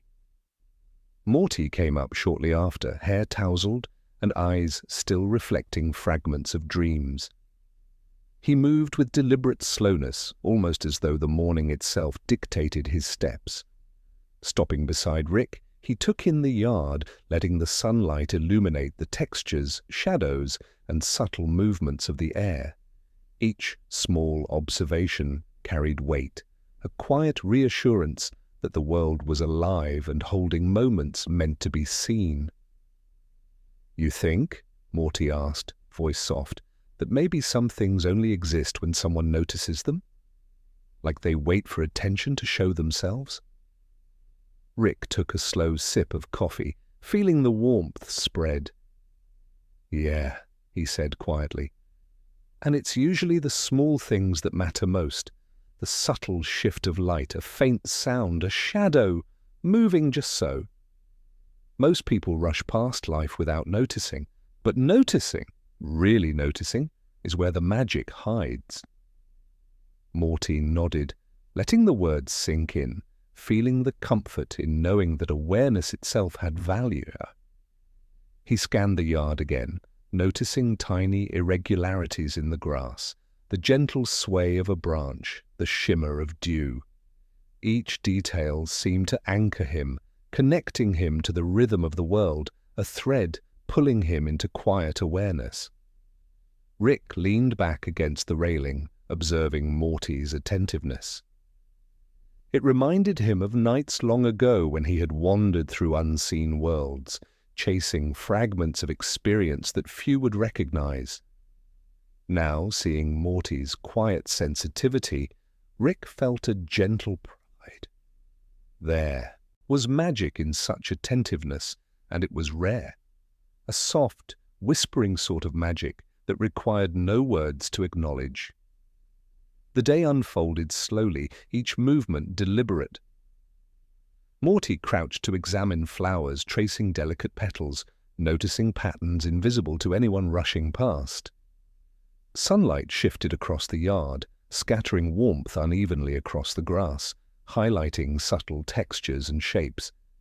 Every flicker of light, every whisper of wind seemed meaningful, like a secret language only those who truly observed could understand. Morty felt connected, aware that noticing could be a journey in itself. Rick followed at a short distance, content to watch. There was no urgency, no need for commentary.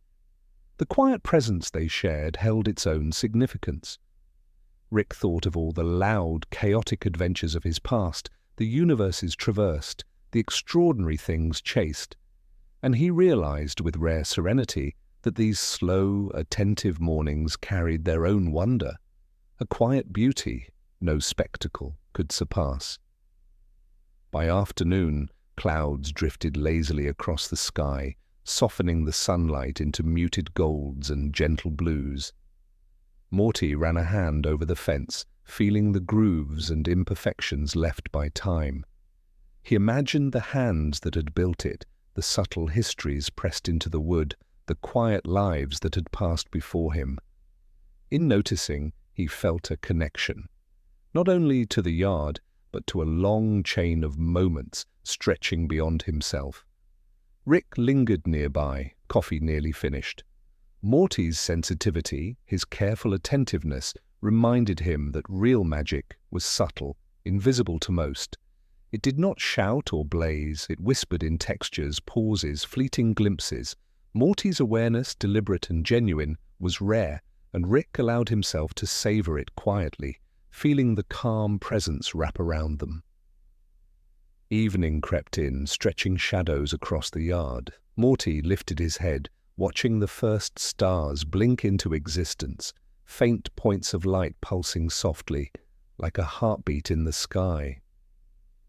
It reminded him of dreams, of glowing threads and whispers he had glimpsed in quiet hours, though he did not try to name them.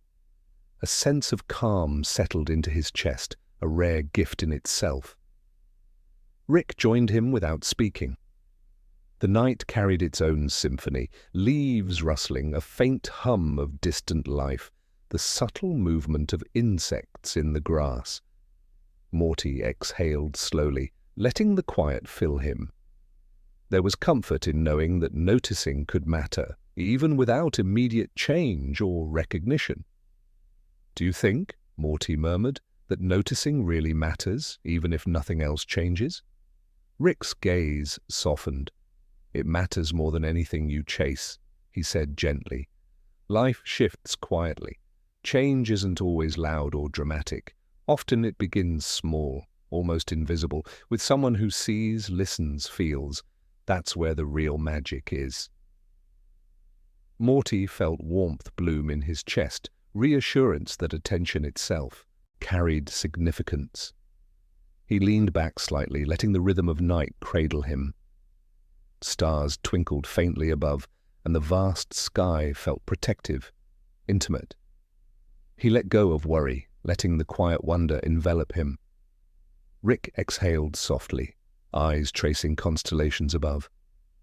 He realized that ordinary moments, when deeply observed, could hold more weight than even the most extraordinary adventures. Through shared stillness and attentive presence, both felt a deep connection. to each other, to the world, to the subtle threads that wove life together. The wind brushed softly against them, carrying hints of distant rain and unseen blooms. Morty leaned back, surrendering to the night's gentle rhythm. Rick stayed close, witnessing him absorb the world's quiet layers. Their bond deepened, carried not by words or action, but through observation, presence, and shared calm. Night fully embraced the world, stars shimmering like a soft lullaby for those who paused to see. Morty exhaled, letting go, letting the night cradle him. Rick allowed a faint smile and slow exhale, finding serenity in watching someone begin to perceive the subtle connections that held everything together. Beneath the vast sky, both understood that small attentions, gentle observations, could hold deeper meaning than any grand adventure. Morty leaned against the railing, eyes closing, surrendering to the rhythm of the universe. Rick exhaled again, letting calm wrap around them, and together they rested in the quiet magic of noticing. The morning arrived in a quiet wave, soft light spilling over the rooftops and into the yard. Rick stood on the porch, coffee in hand, feeling the warmth seep into him as the air moved gently around him. There was a rare stillness to the world, one of those mornings that seemed to linger, inviting pause instead of rush. Dew clung to the grass in faint sparkles, the faint scent of earth and distant blooms drifting gently on the breeze. Every small detail seemed alive, waiting to be noticed. Morty appeared shortly after, hair tousled, and eyes still catching the remnants of dreams. He moved slowly, as if carrying the rhythm of morning in his chest. Stopping beside Rick, he observed the yard with gentle attention. The sunlight struck the leaves in a way that made them shimmer faintly while shadows stretched across the lawn in delicate patterns. Morty felt a subtle wonder, the sense that the world held secrets only for those who chose to see. "You ever think," Morty asked softly, "that maybe some things only exist when someone notices them? Like they wait for attention to come alive?" Rick took a slow sip of coffee, letting the words settle in the quiet morning. "Yeah," he said softly. "The things that matter most are usually small and quiet. A shadow moving across the pavement, the curve of a leaf, the sound of wind brushing past. Most people rush past life without noticing. But noticing, that's where the real magic hides." Morty nodded, letting the thought settle in his chest.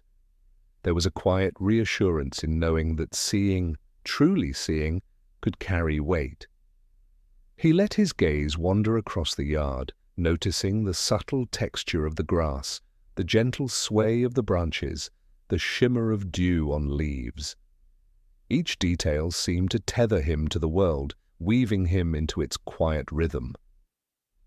Rick leaned against the railing, observing Morty with a soft attentiveness.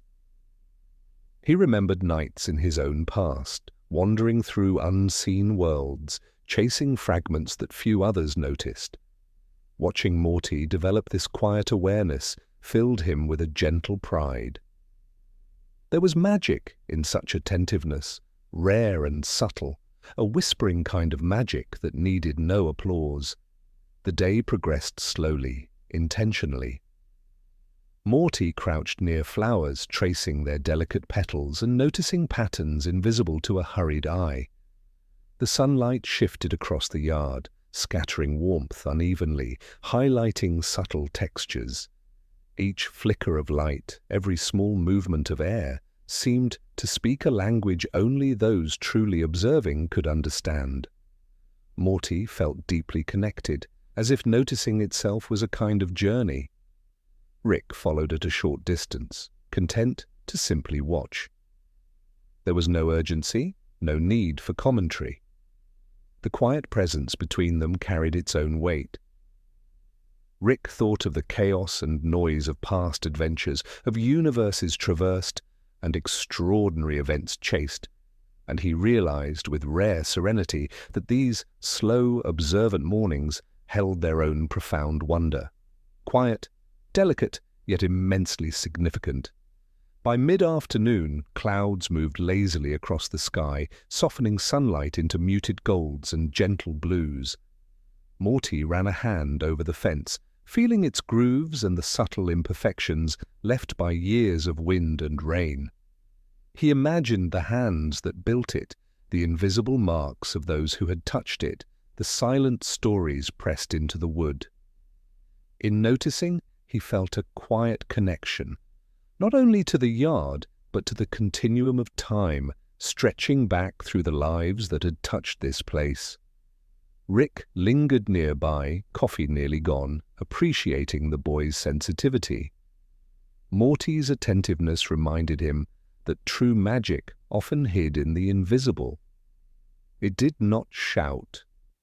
It whispered in textures, pauses, fleeting glimpses. Morty's awareness, careful and genuine, was a rare gift. Rick allowed himself to savor it silently, letting the calm presence envelop them both. Evening crept across the yard, stretching long shadows as the sky deepened into muted purples and soft blues. Morty tilted his head, noticing the first stars blink faintly into existence, each small light pulsing almost like a heartbeat.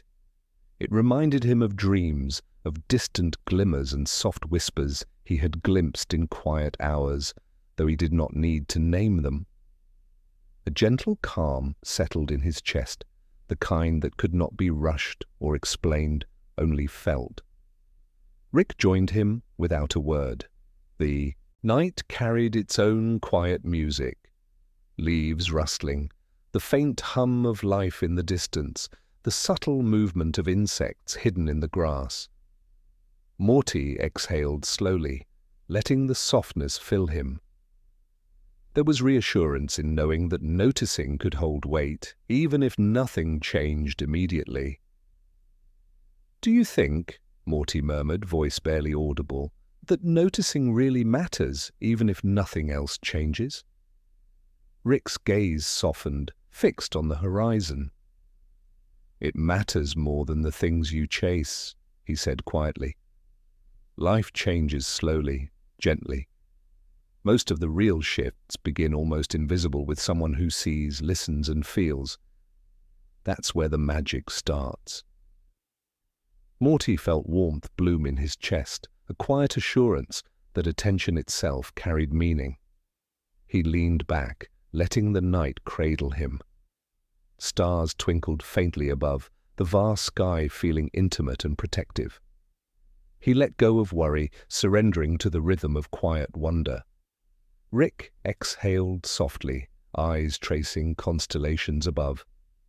He realized that ordinary moments, when observed carefully, held weight and beauty that even the most dramatic adventures could not surpass. Through shared presence and gentle attention, both felt a deep connection to each other, to the world, to the subtle threads that wove life together. The wind moved softly through trees, brushing against them with a gentle caress. Morty leaned back, letting himself be carried by the rhythm of night. Rick remained nearby, witnessing him absorb the quiet layers of existence. Their bond deepened in this silence, carried in attention, presence, and shared calm. Night fully embraced the world, stars shimmering faintly, a lullaby for those patient enough to notice. Morty exhaled, letting go completely, letting the night cradle him. Rick allowed a faint smile and soft exhale, finding serenity in watching someone begin to perceive the delicate connections holding everything together. Beneath the vast, tender sky, both understood that small attentions and gentle observations could hold deeper meaning than any grand adventure. Morty leaned against the railing, eyes closing, surrendering to the rhythm of the universe. Rick exhaled again, letting calm wrap around them, and together they rested in the quiet magic of noticing. The morning arrived quietly, almost imperceptibly, spreading pale light over rooftops and lawns. Rick stepped onto the porch, coffee in hand, letting warmth seep slowly into him. The air carried faint scents of earth and distant blooms brushing softly against his skin. There was a stillness in the world, one of those mornings that seemed to hold its breath, lingering with gentle patience, inviting quiet reflection instead of action. Morty appeared a few moments later, hair tousled, eyes still catching fragments of dreams. He moved with slow, deliberate steps, allowing himself to be carried by the rhythm of the morning. Stopping beside Rick, he observed the yard with careful attention. Sunlight fell across leaves, making them shimmer in soft, fleeting patterns while shadows stretched lazily across the lawn. Morty felt a quiet wonder, the sense that the world held subtle secrets for those willing to notice. "You ever think," Morty murmured, voice soft, "that some things only exist if someone really sees them? Like they wait for attention to come alive?" Rick took a slow sip of coffee, letting warmth anchor him. "Yeah," he said quietly. "And the things that matter most are usually small and quiet. A shadow on the pavement, a subtle shift of light, the sound of wind brushing past. Most people rush through life without seeing these things, but noticing, really noticing, that's where the magic lives." Morty nodded, letting the words settle in his chest. There was comfort in knowing that awareness itself could matter. He scanned the yard again, noticing the gentle sway of branches, the textures of grass, the shimmer of dew on leaves. Each observation seemed to tie him to the world, a quiet thread weaving him into its rhythm. Rick leaned against the railing, observing Morty with a soft attentiveness. He remembered nights in his past when he had wandered through unseen worlds, chasing fragments of experience few noticed. Seeing Morty develop this sensitivity filled Rick with gentle pride. There was magic in such attentiveness, rare and subtle, a whispering magic that needed no words. The day unfolded with deliberate calm. Morty crouched near flowers, tracing petals and discovering patterns invisible to hurried eyes. Sunlight moved across the yard, scattering warmth unevenly, highlighting subtle textures and shapes. Every flicker of light, every whisper of wind seemed to carry a message, a language only those who truly observed could understand. Morty felt deeply connected, aware that noticing itself was a kind of journey. Rick followed at a short distance, content to remain an observer. There was no urgency, no need for conversation. The quiet presence between them carried its own significance. Rick reflected on the chaos and noise of past adventures, the universes traversed, the extraordinary events pursued. And he realized with rare serenity that these slow, observant mornings held a profound kind of wonder, delicate, subtle, yet immensely significant. By afternoon, clouds drifted lazily across the sky, softening the sunlight into muted golds and gentle blues. Morty ran a hand over the fence, tracing grooves and imperfections left by years of wind and time. He imagined the hands that had built it, the faint histories pressed into the wood, the quiet lives that had passed before him. In noticing, he felt a connection, not just to the yard, but to the continuum of moments stretching far beyond his own life. Rick remained nearby, coffee nearly finished, appreciating Morty's sensitivity. Morty's attentiveness reminded him that real magic often hid in the invisible. It did not shout or blaze. It whispered in textures, in pauses, in fleeting glimpses. Morty's awareness, deliberate and genuine, was rare, and Rick allowed himself to savor it silently, letting calm presence wrap around them both. Evening arrived gradually, stretching long shadows across the yard. Morty tilted his head back to watch the first stars blink faintly into the sky, each small point of light pulsing softly like a heartbeat in the dark. It reminded him of dreams, of glowing threads and whispered possibilities glimpsed in quiet hours, though he did not try to name them. A gentle calm settled in his chest, one that could not be rushed or explained, only experienced. Rick joined him without words. The night carried its own quiet music, rustling leaves, the faint hum of distant life, subtle movement of insects hidden in the grass. Morty exhaled slowly, letting the softness enter him. There was reassurance in knowing that noticing could matter, even without immediate change or recognition. "Do you think," Morty whispered, "that noticing really matters, even if nothing else changes?" Rick's gaze softened, fixed on the horizon. "It matters more than anything you chase," he said quietly. "Life moves gently. Most of the real shifts begin almost invisible, with someone who sees, listens, and feels. That's where the true magic begins." Morty felt warmth bloom in his chest, a quiet assurance that attention itself carried meaning. He leaned back slightly, letting the night cradle him. Stars twinkled faintly above, the vast sky feeling protective, intimate. He let go of worry, surrendering to the rhythm of quiet wonder. Rick exhaled softly, eyes tracing constellations. He realized that ordinary moments, when observed carefully, held weight and beauty that even the most dramatic adventures could not surpass. Through shared presence and gentle attention, both felt a deep connection. To each other, to the world, to the subtle threads that wove life together. The wind brushed softly against them, carrying faint scents of distant rain and unseen blooms. Morty leaned back, letting himself be carried by the rhythm of the night. Rick stayed nearby, witnessing him absorb the quiet layers of life. Their bond deepened in silence, carried in observation, presence, and shared calm. Night fully embraced the world, stars shimmering faintly like a lullaby for those patient enough to see. Morty exhaled, letting go completely, letting the night cradle him. Rick allowed a faint smile and soft exhale, finding serenity in watching someone begin to perceive the delicate connections holding everything together. Beneath the vast, tender sky, both understood that small attentions and gentle observations could hold deeper meaning than any grand adventure.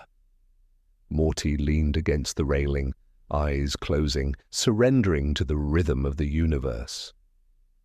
Rick exhaled again, letting calm wrap around them, and together they rested in the quiet magic of noticing.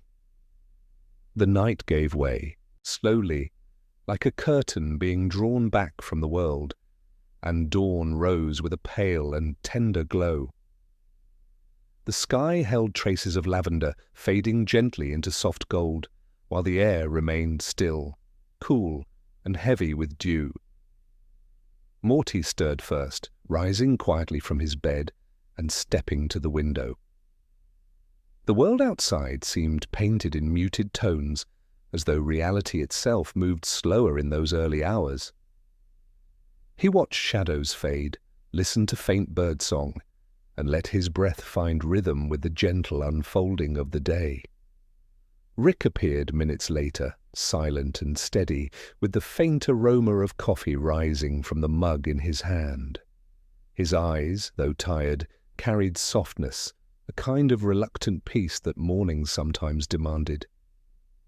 He stood beside Morty, not speaking, simply sharing in the act of watching. Together they let the dawn settle around them, a quiet embrace neither needed to describe.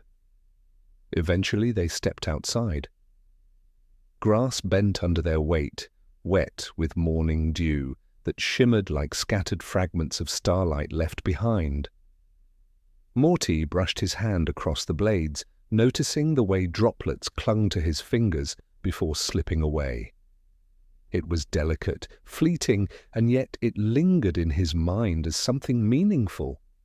Each small detail carved itself into memory, though it asked for no permanence. Rick followed with slow steps, scanning the horizon. The sky above was shifting now, colors deepening, gold spilling into blue. He exhaled quietly, almost inaudibly, and thought of the countless mornings he had ignored in pursuit of something larger, something further, something beyond. This morning was different. He let himself notice. He let himself remain. Morty crouched low near the edge of the yard, where small flowers stretched toward the sky. Their petals, still closed, seemed hesitant to awaken fully. He traced one lightly with his fingertip, whispering almost to himself, "It feels like they're waiting, like they're holding something secret until the light is strong enough." Rick tilted his head slightly, acknowledging the thought. "Everything waits for its moment," he murmured. "Some things bloom in daylight, others only in darkness. But all of it matters in its own quiet rhythm." The day unfolded gently, slow as breath. Morty moved through the yard with patient curiosity, pausing at textures in bark, the movement of ants, the shifting of clouds overhead. Each observation wove him deeper into the fabric of the moment. He realized with soft wonder that nothing was truly still. Even silence carried motion, even shadows carried stories. Rick settled against the porch railing, content to watch Morty's quiet explorations. There was a rare satisfaction in knowing that someone so young could perceive the subtlety that most overlooked. He thought of the infinite universes, the countless stars he had crossed, the battles fought and avoided, the voices lost in the endless void. And yet here, in the calm observation of one morning, he felt something he had long forgotten: presence. By midday, warmth spread gently across the yard. Sunlight fell in soft waves, breaking against leaves and casting fragile shadows that shifted with the breeze. Morty lay back in the grass, staring at the sky, watching patterns emerge from drifting clouds. Shapes appeared and dissolved, like stories written in vapor.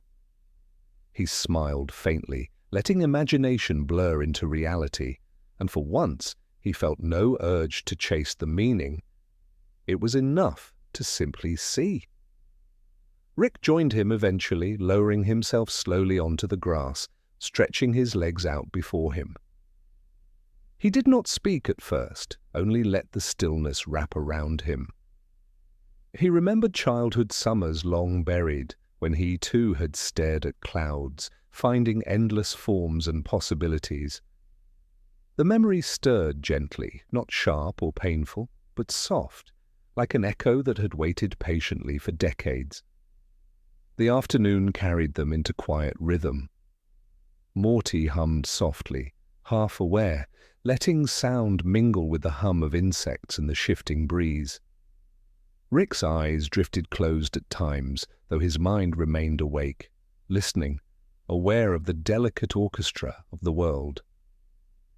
The simplicity of it calmed him more than he expected. As evening approached, shadows lengthened and the air cooled. Morty traced the lines of the fence again, noting how the setting sun painted the wood with gold. He thought about time, about the way the fence had aged, about how mornings, afternoons, and evenings came and went while it remained, weathered but present. He wondered if noticing these small things made them live longer, as though memory itself offered protection. Rick stood quietly behind him, his voice low and deliberate. "When you notice something, Morty, you give it weight, you make it part of the story. Even if nobody else sees it, it becomes real in a way it wasn't before. That's the strange power of paying attention." Morty absorbed the words, feeling their weight settle inside him. He nodded faintly as though sealing the thought in his heart. For the first time, he began to understand that observation itself could be a kind of creation, a quiet act that gave the unnoticed a place in the world. Night descended without rush, cloaking the sky in velvet. Stars emerged slowly, fragile and patient, as if uncertain of their welcome. Morty lay back once more, letting the darkness hold him, eyes fixed on the faint constellations threading the heavens. He felt small beneath them, but not lost. Instead, he felt connected, a fragment of a greater whole, carried by invisible threads stretching beyond imagination. Rick lowered himself beside him again, arms folded behind his head. He exhaled a breath he didn't realize he was holding, allowing calm to settle in. The silence between them was not empty but full, brimming with unspoken understanding. For the first time in a long while, he felt no urge to fill the quiet. "Do you think stars notice us?" Morty whispered. Rick's lips curved faintly, though his eyes remained fixed on the sky. Maybe not in the way we think, but maybe noticing isn't about size or distance. Maybe it's about connection. And right now, maybe they do. Morty smiled faintly, eyes heavy, but heart calm. The stars shimmered faintly above, the universe whispering softly in its vast, endless language. He surrendered to it, letting sleep pull at him gently, his body yielding to the night. Rick stayed awake a little longer, watching the stars, listening to Morty's steady breathing. He allowed a small, quiet thought to form, that this moment mattered more than most of the grand adventures he had pursued. And then, with the sky still stretching endlessly above, Rick finally closed his eyes, letting the night carry him too. Morning returned with a hush, not sudden but gentle, like a tide slipping quietly back to shore. The world stirred in fragments, a pale light creeping over the horizon, a faint rustling in the trees, the soft echo of life emerging once more from the stillness of night. Morty awoke slowly, his body stretching beneath the weight of lingering dreams. His eyes opened to the quiet glow that seeped through the window, and for a long while he simply lay there, listening. Every sound seemed deliberate. The call of a distant bird, the creak of wood settling, the whisper of his own breath. Rick remained motionless in the chair near the corner, his head tilted slightly back, eyes half-lidded as though caught between waking and drifting. The mug in his hand had gone cold, though he didn't seem to mind. He had stayed awake long into the night, not restless, but present, letting silence fold itself around him like a cloak. When Morty stirred, Rick opened his eyes fully, a faint spark of recognition softening the heaviness there. They exchanged no words at first. There was no need. Morty rose quietly, padding across the floor, and together they stepped outside into the coolness of dawn. Grass bent beneath their feet, still damp with dew, and the air smelled faintly of earth and renewal. Above them, the sky carried muted colors, soft lavender dissolving into pale amber, with clouds stretched thin like brushstrokes across a canvas. They stood for a long time, just watching. The silence was not heavy but alive, filled with the subtle hum of the world breathing itself awake. Morty tilted his head back, tracing the faint shimmer of stars that still clung stubbornly to the fading night. He whispered, almost to himself, "It feels like the stars don't really leave. They just hide, waiting for us to notice them again." Rick's mouth curved in the faintest of smiles, a flicker of acknowledgement. "Everything hides, Morty.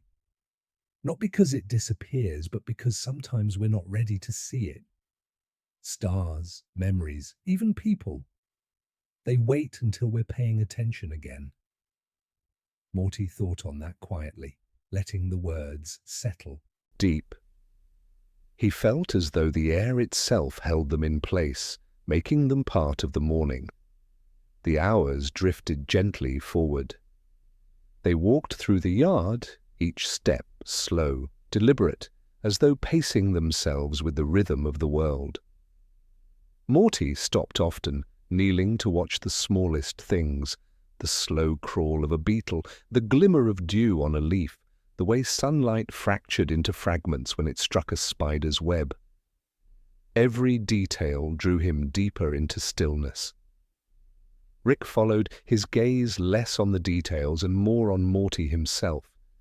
There was something grounding in watching him notice so intently, as if through Morty's eyes the world became clearer. Rick had seen so many universes, so many endless variations of existence, and yet here, in these smallest of things, he found something unfamiliar, a kind of meaning that did not demand explanation. By midday the air warmed, carrying the faint buzz of insects and the rustle of leaves shifting with the breeze. They settled beneath a tree, shade spilling over them in broken fragments of light. Morty leaned against the trunk, tilting his head back, eyes half closed, as he listened to the gentle conversation of branches above. Rick stretched his legs out, letting the ground hold him, his hand brushing idly against blades of grass. The stillness wrapped around them, long and unbroken, until Morty finally whispered, "Do you ever feel like the world is teaching us something, Rick? Like every sound, every shadow, every little thing is part of a lesson we're supposed to understand?" Rick did not answer right away. His eyes followed the drifting of a cloud overhead, slow and shapeless, dissolving even as he watched. At last he said softly, "The world doesn't teach, Morty. It just is. The lessons, those come from us paying attention. We make meaning out of silence, out of shadows, out of clouds. The universe doesn't hand us wisdom. We carve it out of the noise." Morty nodded faintly, his eyes drifting closed. He thought of how many times he had overlooked the simple, the quiet, the ordinary. Perhaps meaning had been there all along, waiting for him to notice. The afternoon slid forward with no urgency. They wandered to the edge of the woods, where the trees thickened and the light softened into a dappled glow. Morty traced the roughness of bark with his fingers, grounding himself in its texture. Rick lingered nearby, his gaze wandering upward, where light filtered through leaves like fractured glass. He felt the silence of the forest, its deep and steady patience, and let it sink into him. As the sun descended, shadows stretched long across the earth. The air cooled, scented faintly with pine and soil. Morty sat near the edge of the trees, hugging his knees to his chest, watching the horizon soften into shades of orange and rose. Rick joined him quietly, lowering himself onto the ground, his coat brushing the grass. They sat side by side, unhurried, listening to the slow song of the evening. Morty whispered after a while, "It feels like everything is part of a story we can't read all at once, like every day is just one page, and we'll never hold the whole book." Rick let out a long, quiet breath, his gaze fixed on the horizon. "That's because we're not supposed to, Morty. The book isn't meant to be finished. It's meant to be lived, one page at a time. If you try to read ahead, you miss what's written right in front of you." The words lingered in the cooling air, carried softly by the wind. Morty leaned against Rick's shoulder, his body heavy with calm. Stars began to surface once more, delicate and slow, stitching themselves into the fabric of the night. They stayed until the world was dark again, until silence stretched wide and endless, until sleep pulled gently at Morty's edges. His breathing slowed, steady and sure, while Rick sat awake a little longer, watching the constellations assemble themselves in the vastness above. When at last his eyes closed, Rick let go of thought, surrendering to the night's embrace. The world exhaled with them, folding into stillness once more, ready to begin again with the next dawn. The morning returned softly, wrapped in a thin veil of mist that clung to the ground and blurred the edges of the world. Morty awoke to the sound of dripping water, dew sliding from leaves, gathering in little droplets that fell with the faintest notes onto the earth. His breath lingered in the cool air, and as he sat up, he felt the weight of quiet pressing down around him. Rick was already awake, his silhouette faintly visible near the tree line, motionless against the grey haze. He stood with his hands in his pockets, staring out into the mist as though searching for something hidden within it. When Morty approached, his footsteps muted by damp grass, Rick didn't turn right away. Only when Morty stopped at his side did Rick glance down, his expression unreadable but softened by the stillness. They stood there together, looking out at the landscape as it slowly revealed itself. The mist shifted in slow waves, parting just enough to let glimpses of the forest appear, only to fold shut again like a curtain. Shapes blurred, details vanished, and the world seemed to breathe in long, patient rhythms. "It feels like we're standing between places," Morty whispered. "Like the world hasn't decided if it wants to be awake yet." Rick's gaze lingered on the shifting haze. "That's because we're not supposed to rush it. The world takes its time, Morty, just like people, just like everything worth waiting for." The words carried easily in the damp air, fading quickly into the mist. Morty let them sink into him, and together they began to walk, their path half-hidden, their steps uncertain but unhurried. The deeper they went, the thicker the fog grew. Trees loomed like ghosts, their branches stretching upward, dissolving into the white veil. Every sound was muted, softened by the mist, until even their footsteps seemed distant, as though belonging to someone else. Morty felt as though they had stepped into another world, a place unbound by time or measure. They paused when they reached a clearing, though it was hard to see where its edges began. The air here was even heavier, the mist curling close, wrapping around their shoulders like a cloak.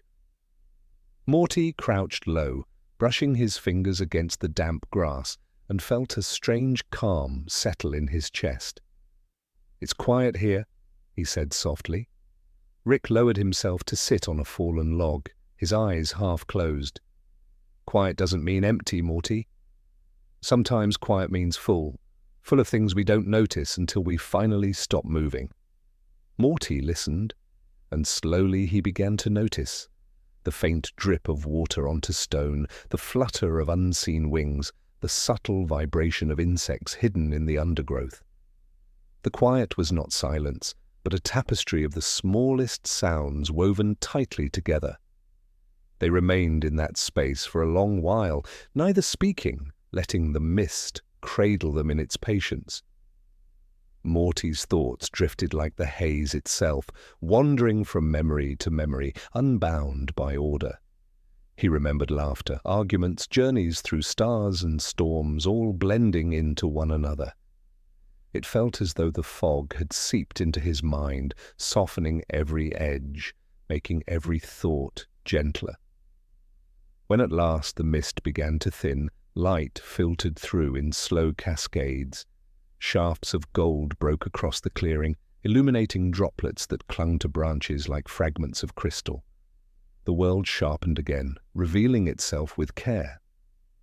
Morty blinked against the brightness, feeling as though he had stepped out of a dream.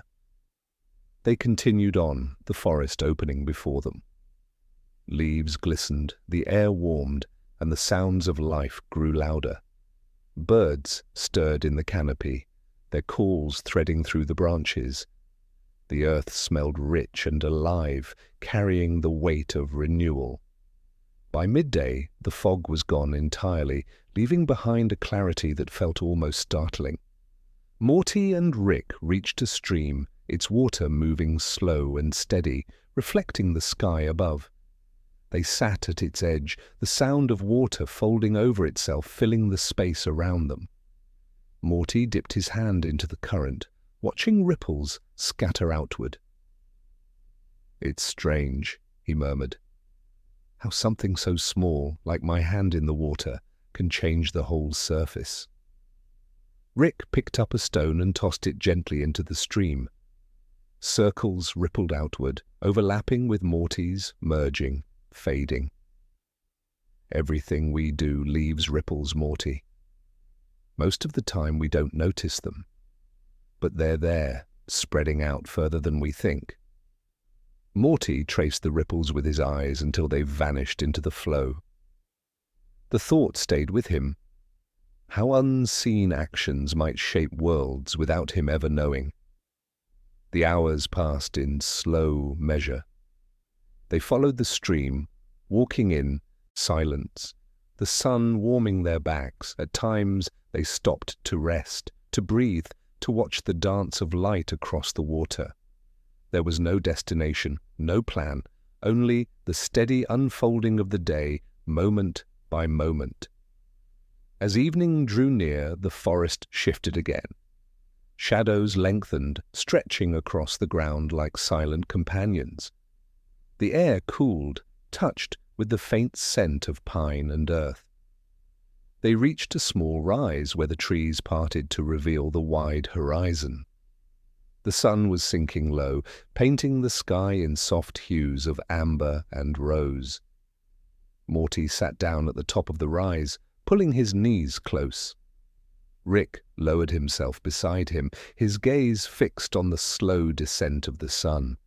The world seemed to hold its breath, wrapped in color and quiet. "It feels endless," Morty whispered, "like the sky doesn't really stop anywhere." Rick's voice was low, steady. "That's because it doesn't. The sky just keeps going, Morty. We only ever see the part above us, but it stretches forever, just like everything else." The words lingered as the last light drained from the horizon. Stars began to prick the fabric of the sky, one by one, faint and trembling, until the night was woven with them. Morty leaned against Rick's arm, his body heavy with calm, his breath slowing. They stayed until the forest grew dark, until the sound of crickets rose steady and unbroken. Sleep pressed gently at Morty's edges, and Rick, though quiet, did not resist it. Together they drifted with the night, carried by its patience, folded into its stillness. The world exhaled once more, and all was calm. The night settled deep and heavy, but its silence was not empty. Beneath the stars, the forest carried a subtle pulse, an endless rhythm hidden in rustling leaves, in the hum of distant insects, in the faint shifting of unseen creatures. Morty lay still, his eyes half open, tracing the constellations above. Each star flickered faintly, like lanterns carried by invisible hands across the black canvas of the sky. Rick sat nearby, leaning against the trunk of a tree, his eyes reflecting the starlight. He didn't sleep, not fully. His breathing was steady, but his gaze remained fixed on the sky, as though he was measuring distances only he could see. Morty turned toward him, his voice barely louder than the breath of wind. "Do you ever feel like the stars are watching us?" Rick didn't move at first, then gave the smallest nod. "Not watching, Morty, just existing. But when you stare long enough, it feels the same thing. That's the trick of infinity. It makes you think it notices you, when really you're just the one noticing it." The words carried into the night like ripples in still water, slow, unhurried, disappearing into the silence. Morty thought about them until his eyes grew heavy, and eventually sleep folded over him like a blanket. When he woke, dawn was just beginning to break. The horizon glowed with faint light, not yet golden, but softened with hints of grey and silver. Rick was already standing, his silhouette cut against the early sky.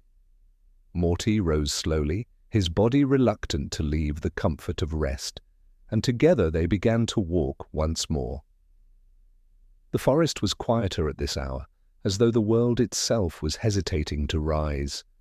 Mist lingered low, curling around their ankles, drifting across the ground. The air was cool, damp with the scent of earth.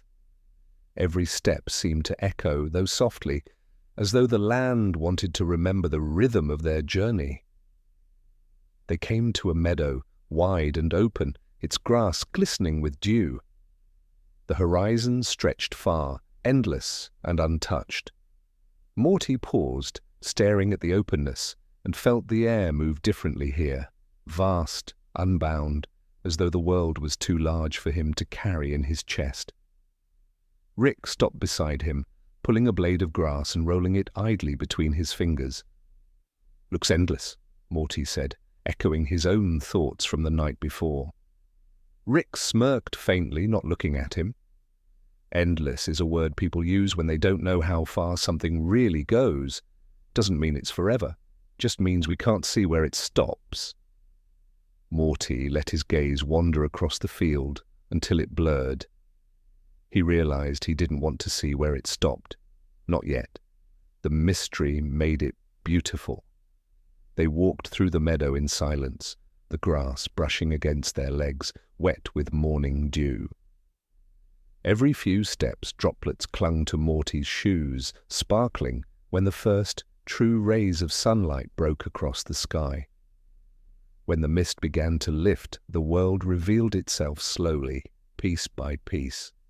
Trees glimmered at the far edge, the faint outlines of hills rose beyond, and the sky above deepened into pale blue. By midday, the meadow had given way to rolling fields. They found a narrow stream again, winding its way like a silver thread through the grass. Its water caught the sunlight, scattering it into shifting patterns. Morty crouched down and dipped his fingers into the current, watching the circles ripple outward. Rick joined him, filling his cupped hands with water before letting it slip back between his fingers. "The stream doesn't care where it goes," he murmured. "It just follows the ground, bends when it has to, keeps moving, doesn't think about it." Morty tilted his head. "Do you think that's good? Not thinking?" Rick gave a half shrug. "Depends, Morty. Sometimes thinking just slows you down. Sometimes it keeps you from falling. Water doesn't care either way. It just moves. People, though." He let the thought trail as though the rest wasn't meant for words. They followed the stream until the sun leaned westward, its light growing warm, the air carrying hints of evening. The fields eventually narrowed into another patch of woodland, where shadows stretched longer and the air cooled again. Birds called overhead, weaving their voices into the canopy. The forest was gentler here, less dense, the light filtering through in broken rays. They rested at the base of an old oak tree, its roots spreading wide like fingers into the soil. Morty leaned against it, his head tilted back, staring at the branches above. The leaves whispered faintly, moving with the wind's soft hand. "It feels like we've been walking forever," Morty said, his voice low, almost carried away by the breeze. Rick sat with his arms crossed, his eyes closed, but his posture awake. "Forever's just a feeling, Morty. Same as endless. Doesn't mean it's true, just means you're starting to notice time stretching." The words settled between them, and Morty thought of the stars again, of ripples in water, of the mist that came and went. Time seemed to shift around them, sometimes rushing, sometimes slowing, always moving whether he wanted it to or not. As dusk approached, the forest opened to another rise, and they climbed it slowly, the sky glowing orange and violet at their backs. From the top, the land spread wide again, meadows, streams, scattered groves of trees, all bathed in the fading light. The horizon curved away gently, carrying the last of the day. Morty sat down, pulling his knees close, while Rick stood with his hands in his pockets, staring outward. The silence was heavier here, but not oppressive. It felt like the world was listening, waiting for them to speak. Finally, Morty whispered, "Do you think we'll ever reach the end of it?" "This journey?" Rick glanced down at him, the corner of his mouth tugging faintly. "Doesn't matter, Morty. The end's not the point. The walk is." The answer wasn't new, but in that moment it felt like it carried more weight than before. Morty rested his head on his arms, watching as the first stars appeared in the sky once again. One by one they lit the darkening canvas until night returned fully, wrapping the world in its vast stillness. The day was over, but the journey stretched onward, silent and patient, like the stars above. The night lingered long, as though reluctant to release its hold.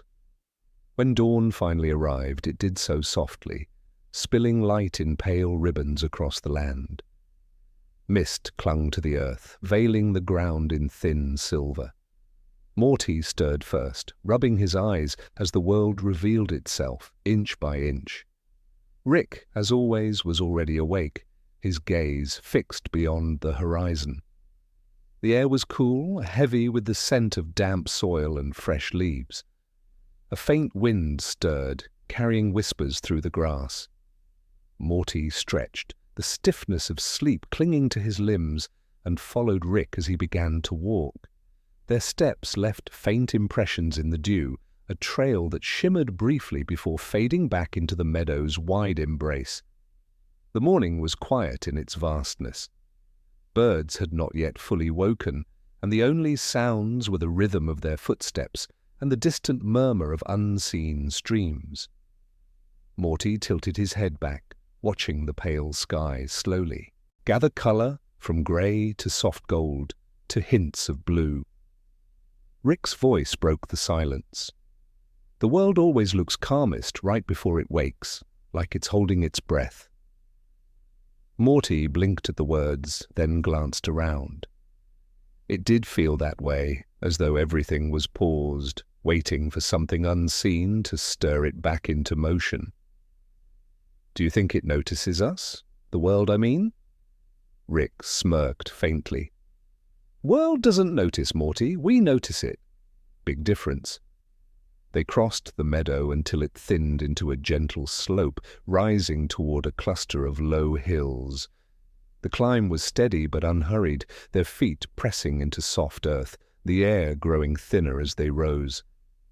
At the top, the land unfolded beneath them, a patchwork of fields, streams, scattered groves, all wrapped in the soft light of morning. Morty paused, breathing heavily from the climb. He looked across the expanse and felt the same familiar weight in his chest, the vastness of it, endless and unknowable. Rick stood beside him, calm, hands tucked into his coat pockets. "It looks bigger from up here," Morty murmured. Rick tilted his head, not quite a nod. "That's the thing about distance. Makes everything seem larger, more mysterious. Get closer, it's just grass and dirt." Morty thought about that, unsure if he wanted the mystery to shrink. The unknown was frightening, but it was also beautiful. They descended the hill, following the faint trail worn into the earth. By midday, the sky had grown brighter, the air warmer, the land alive with sound again. Birds darted from branch to branch in nearby groves, insects hummed unseen, and the distant call of some wild creature echoed faintly. They stopped beside a wide stream that wound lazily across the land. Its surface caught the sunlight, scattering it into fragments that shimmered and danced. Morty crouched by the bank, trailing his fingers in the water, watching ripples stretch outward. Rick stood above him, silent for a moment, then said, "Water doesn't care where it's been, doesn't care where it's going. It just moves, and that's why it always gets there." Morty looked up at him, the words lingering in his mind like a riddle. He wanted to ask more, but the answer was already in the stream's flow. He stayed silent, letting the lesson sink into the rhythm of the water. They followed the stream's edge for hours, its current guiding their path. As afternoon slipped toward evening, the sky shifted into warmer hues, amber, orange, hints of violet. Shadows grew longer, stretching across the fields. The sound of the water remained constant, steady and soft, a companion to their journey. By dusk, the stream led them into a grove of tall trees. Their trunks rose high, branches spreading wide, leaves rustling in the fading wind. The canopy filtered the last light of day, scattering it into dim fragments that flickered on the ground. Morty's footsteps slowed as he gazed upward. The trees seemed ancient, their silence carrying a weight that pressed down gently but firmly. Rick rested against one of the trunks, pulling a flask from his coat. He took a sip, then exhaled slowly. "You feel that, Morty? That quiet? It's not emptiness, it's patience. These trees have been standing here longer than we can imagine. They've seen everything come and go, and they're still here. That's what time feels like when you stop counting it." Morty let his hand brush against the bark of a nearby trunk. It was rough, lined with age, but warm with life. He thought about patience, about time that didn't rush or strain, but simply endured. He thought about their journey, each step blending into the next, days unfolding without a clear end. They camped beneath the trees that night, the forest alive with faint noises, leaves shifting, insects humming, distant calls carried on the wind. A fire flickered gently, its light painting their faces in soft glow. Morty stared into the flames, his thoughts drifting like sparks carried upward. Rick sat across from him, the fire reflected in his eyes. "The road doesn't get easier, Morty. You just stop expecting it to. That's when you start walking without noticing the weight." Morty swallowed, unsure whether to take comfort or warning from the words. The fire crackled, the night deepened, and the stars emerged once more, countless and silent above the trees. He lay down eventually, the ground cool beneath him, the canopy swaying faintly overhead. His eyes traced the gaps in the branches where stars shone through, small fragments of the infinite sky. His mind drifted, carrying questions that had no answers, until sleep gathered him gently. Rick remained awake, as he often did, his gaze lingering on the stars. The fire burned low, shadows stretched, and the night held them both in its patient embrace. The morning broke slowly, as though the sun hesitated before unveiling the day. A pale light seeped through the forest canopy, stretching across the ground in fragments of gold. The fire from the night before had dwindled to ash, faint wisps rising and vanishing into the cool air. Morty stirred, rubbing the sleep from his eyes, while Rick sat already awake, his back resting against a tree, silent and still. The forest was calm, though alive with faint sounds, birds calling, leaves swaying gently in the breeze, insects tracing invisible paths. Morty rose, brushing dust from his clothes, and looked to Rick, who gave no sign of haste. Their journey continued, but neither marked the distance nor counted the days. Each step had become part of something larger, a rhythm of movement where time dissolved into the land around them. They followed the trail of the stream deeper into the woods. Its water glimmered between trunks, weaving silver through green shadows. Morty walked close to its edge, his eyes fixed on the way it wound endlessly forward. Rick trailed slightly behind, his gaze not on the water, but on the spaces between trees, as though reading patterns hidden from view. By midday, the forest began to change. The trees grew taller, their trunks thicker, their roots coiling over one another like ancient veins. The light dimmed, the canopy above thick with leaves that drank the sun. The air was cooler here, carrying the scent of moss and damp bark. Morty felt the weight of silence grow stronger, as though the forest itself was holding its breath. He spoke softly, as though afraid to disturb it. "Do you think this place remembers, like the trees, the ground? Do they keep what's happened here?" Rick's voice was low, steady. "The world doesn't forget, Morty, it just doesn't tell. You've got to learn how to listen if you want to hear it."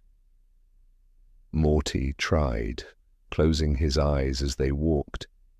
He listened, not just to the rustle of leaves or the trickle of water, but to the quiet beneath it all.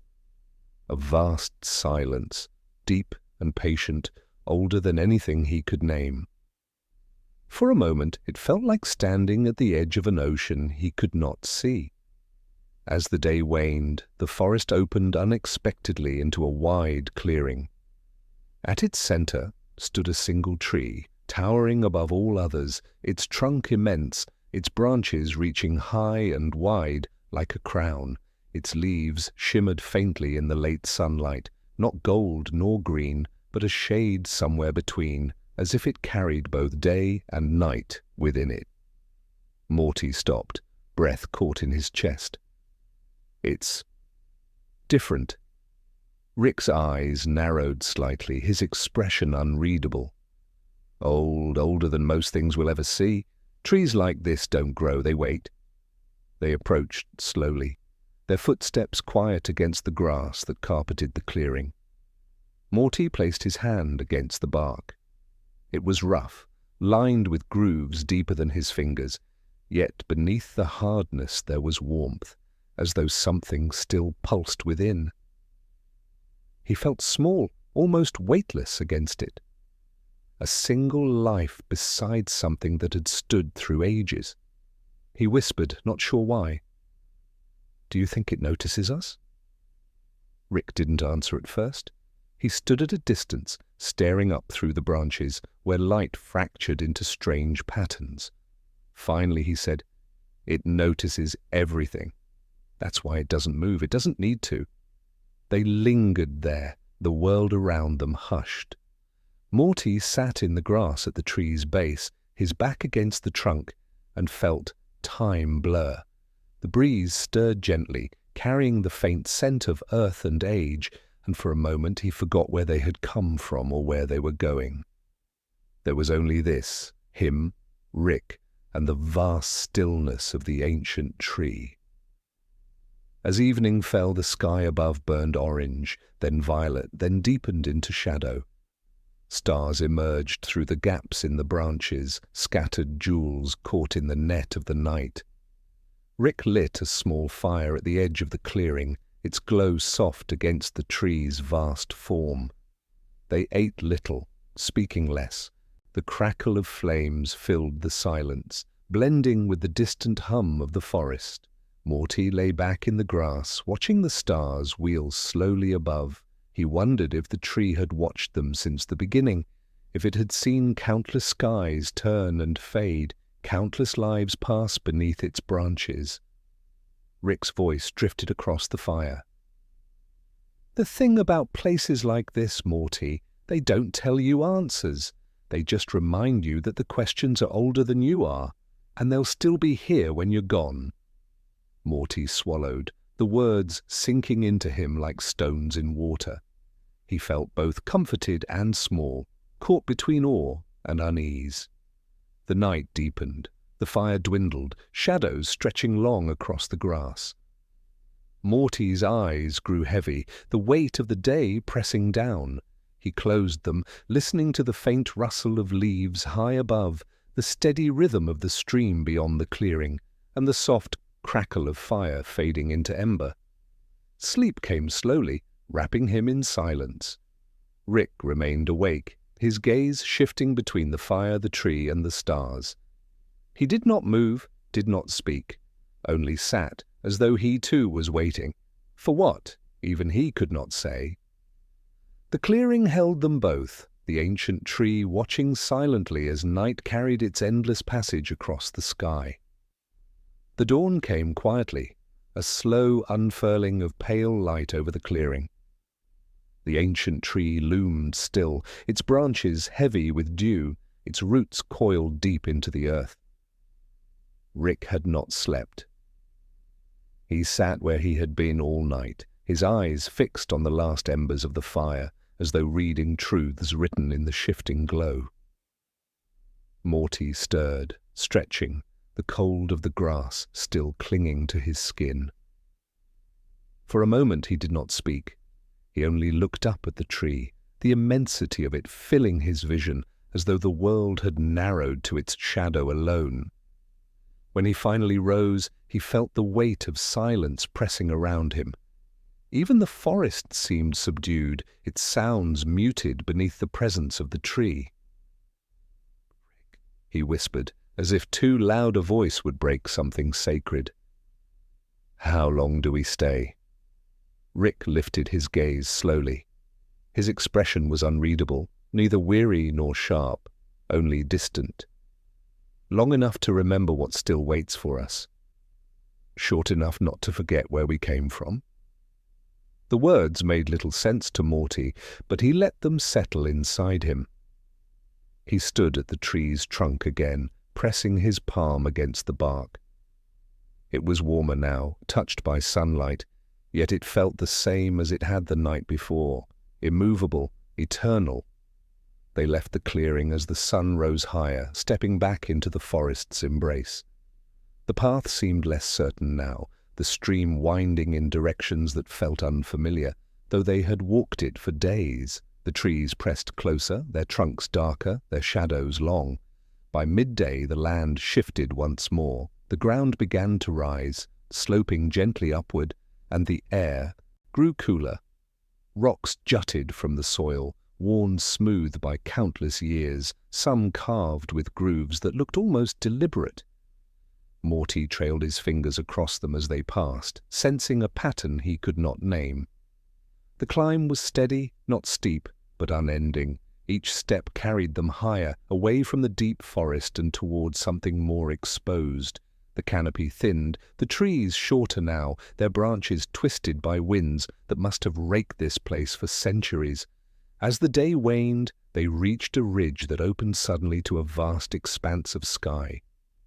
Morty stopped in his tracks, breath caught in his chest. Before them stretched a valley immense and quiet, its floor covered in rolling mist that shifted like a sea. Beyond it, mountains rose, sharp and jagged, their peaks lost in clouds. The sight was overwhelming. It felt as though they had stepped into a world older and larger than anything they could name. Morty whispered, almost to himself, "It looks endless." Rick stood beside him, hands in his pockets, his eyes scanning the horizon. It always does. That's the thing about places like this. They remind you how small you are, but they also remind you that small things still keep walking. They set camp on the ridge, the valley stretching out below them like a dream. The fire flickered weakly in the wind, its smoke curling upward before being swallowed by the sky. Morty sat close to it, his gaze lost in the mist below.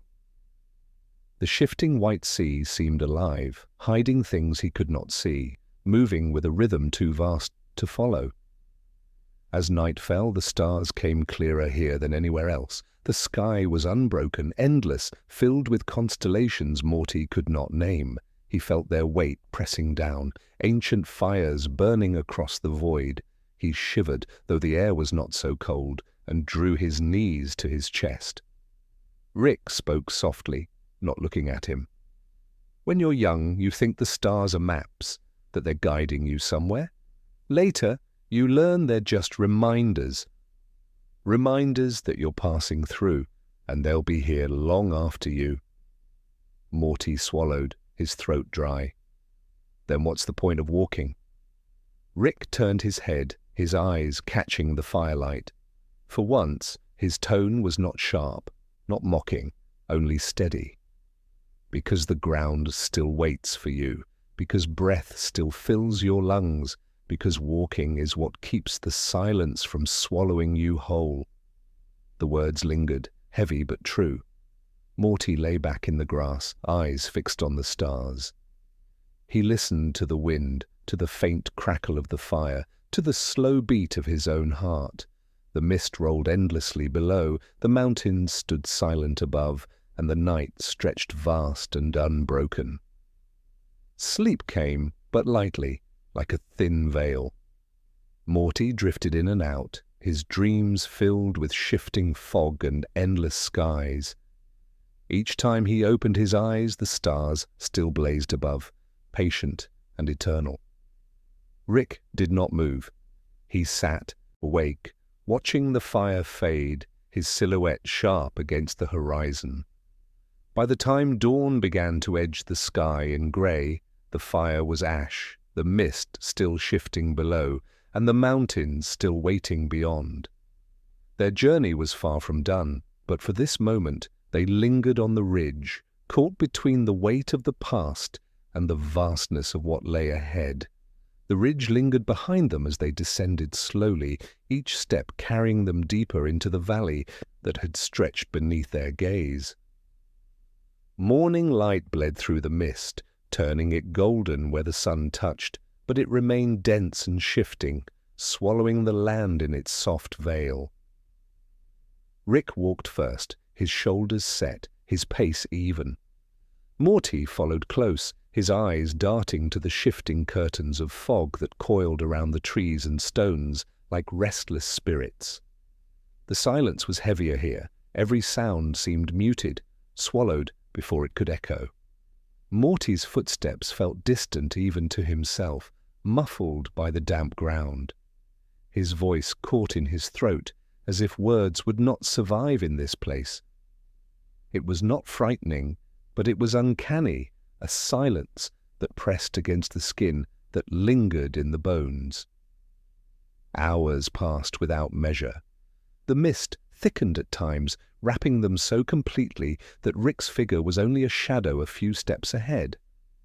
Then it would thin, opening into clearings where the light shone soft and pale, revealing ancient stones half buried in moss. Morty traced his fingers across one as they paused to rest, feeling the grooves of lines too straight to be chance. Symbols, perhaps, though their meaning was lost. Rick glanced at it once, then turned away. Old markers, forgotten like the rest of it. The world buries what it doesn't need to remember. Morty wanted to ask what they marked, but the weight of the mist seemed to close his lips. He only nodded, brushing the moss from his fingertips, and followed once more. By midday, the valley floor opened into a wide basin. The mist hung lower here, pressed close to the earth, while above them the sky was pale and endless. In the center of the basin stood a pool, its surface perfectly still, as though the air itself had frozen it into glass. Rick stopped at its edge, hands in his pockets, staring into the reflection that stared back. Morty came beside him, peering down. The water was so clear it mirrored the world above with unsettling precision, the pale sky, the thin branches overhead, even their faces drawn and weary. Morty leaned closer, half expecting the image to ripple, to break, but it held fast. Rick spoke at last, his voice low. Places like this are thresholds. They don't take you anywhere, but they remind you there's always somewhere else to go. Morty frowned. But it's just water. Rick's eyes flickered toward him, sharp but not unkind. Everything is just something, until it isn't. They sat at the pool's edge in silence. Morty could not shake the feeling that the reflection was more alive than the water itself, that the still surface was watching, waiting. The longer he stared, the more it seemed to shift, not visibly, but in sensation, as though the version of him reflected there was thinking thoughts he could not reach. He pulled back, shivering. They moved on before evening, the mist closing around them again. The basin gave way to broken ground, ridges of stone pushing up like the spines of buried giants. The air cooled, shadows stretching long even before the sun began to sink. Morty stumbled once, his hand scraping raw against stone. He hissed through his teeth, but when he looked, the cut was shallow, already clotting. The sight of blood, though faint, unsettled him in this place where everything else seemed untouchable. Rick glanced back once but said nothing, only kept walking. His silence was heavier than words, a presence that weighed as much as the mist itself. As night came, they found shelter beneath an outcropping of rock. The fire was small, its smoke swallowed instantly by the valley air. Morty sat close, wrapping his arms around himself, eyes fixed on the flames. They were the only thing here that moved freely, that breathed and crackled in defiance of the stillness pressing all around. Rick leaned back against the stone wall, his silhouette framed in the glow. His gaze seemed distant, fixed not on the fire but on something far beyond it. After a long stretch of quiet, he spoke. The valley keeps things, not memories, not stories, just the weight of everything that's passed through. That's why it feels like this. Thick, heavy, you're carrying pieces of it whether you want to or not. Morty shifted uneasily. So, when we leave, it comes with us. Rick's mouth curved, not quite a smile. It already has. The words sank into Morty's chest, mingling with the weight he had felt since they entered this place. He lay down on the cold ground, staring at the rock above him, the firelight casting faint shadows. Sleep came in fragments, drifting, breaking, returning. In his dreams, the mist moved like a tide, carrying voices that whispered too softly to be understood. The pool reflected skies that were not his own, stars unfamiliar, faces that looked like his but were not. Each time he woke, Rick was still awake, the fire low, his eyes catching the dim light. Morty could not tell if he was watching the flames or the mist or something deeper still. When dawn finally came, pale and fragile, the fire was gone. The mist lingered, unchanged, timeless. Morty rose slowly, his body heavy, his breath cold. He looked to Rick, who stood already, waiting at the edge of the stone outcropping. "Come on," Rick said, his voice flat but steady. "The valley doesn't end here." And so they walked again, their steps swallowed in silence, their shadows faint in the endless fog, carrying the weight of the valley with them into whatever waited beyond. The mist gave way to rising stone. For hours their path had climbed, each step pulling them from the valley floor toward jagged ridges that tore through the horizon. The air here was sharper, colder, the silence cut by the faint rush of wind that threaded through cracks in the rock. Morty's breath came in slow, uneven pulls, his legs heavy, but he pressed on, following the sure rhythm of Rick's stride. The higher they climbed, the thinner the mist became. It clung to the cliffs in long, trailing strands like torn banners left to decay, but the world above opened in fragments of pale light and distant sky. The mountains stretched vast and indifferent, their faces weathered by centuries beyond counting, scarred with ridges and shadowed crevices that seemed like the mouths of sleeping titans. Morty paused once, his hand pressed to the stone, feeling its coldness sink through his skin. There was no life here, no trees, no moss, not even the whispers of insects, only the breath of the wind and the endless patience of the rock. It was a stillness unlike the valley below, not heavy, not suffocating, but vast, as if the mountains had seen everything, and now needed to see nothing more. Rick glanced back once, his eyes narrowing. "Keep moving. The climb's long. The only way is forward." Morty nodded weakly and followed. His footsteps echoed faintly, swallowed almost at once by the stone. Each bend revealed new ridges, new ledges that led higher still.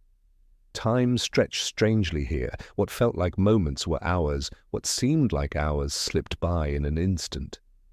Morty's legs ached, but he kept climbing, his gaze fixed on Rick's silhouette against the light above. As the sun began to dip, they reached a plateau. It stretched wide, the stone flat and bare, save for a single monument rising at its center. It was not tall, only a pillar of rough-hewn stone, weathered and cracked, but it drew the eye immediately. Around it, the air seemed clearer, the mist thinning into nothingness, the sky pale and unbroken. Rick approached first, his boots grinding against the stone. Morty followed, hesitant. The pillar stood alone, but not untouched. Its surface was carved, faint etchings running in spirals and lines, worn nearly smooth by time.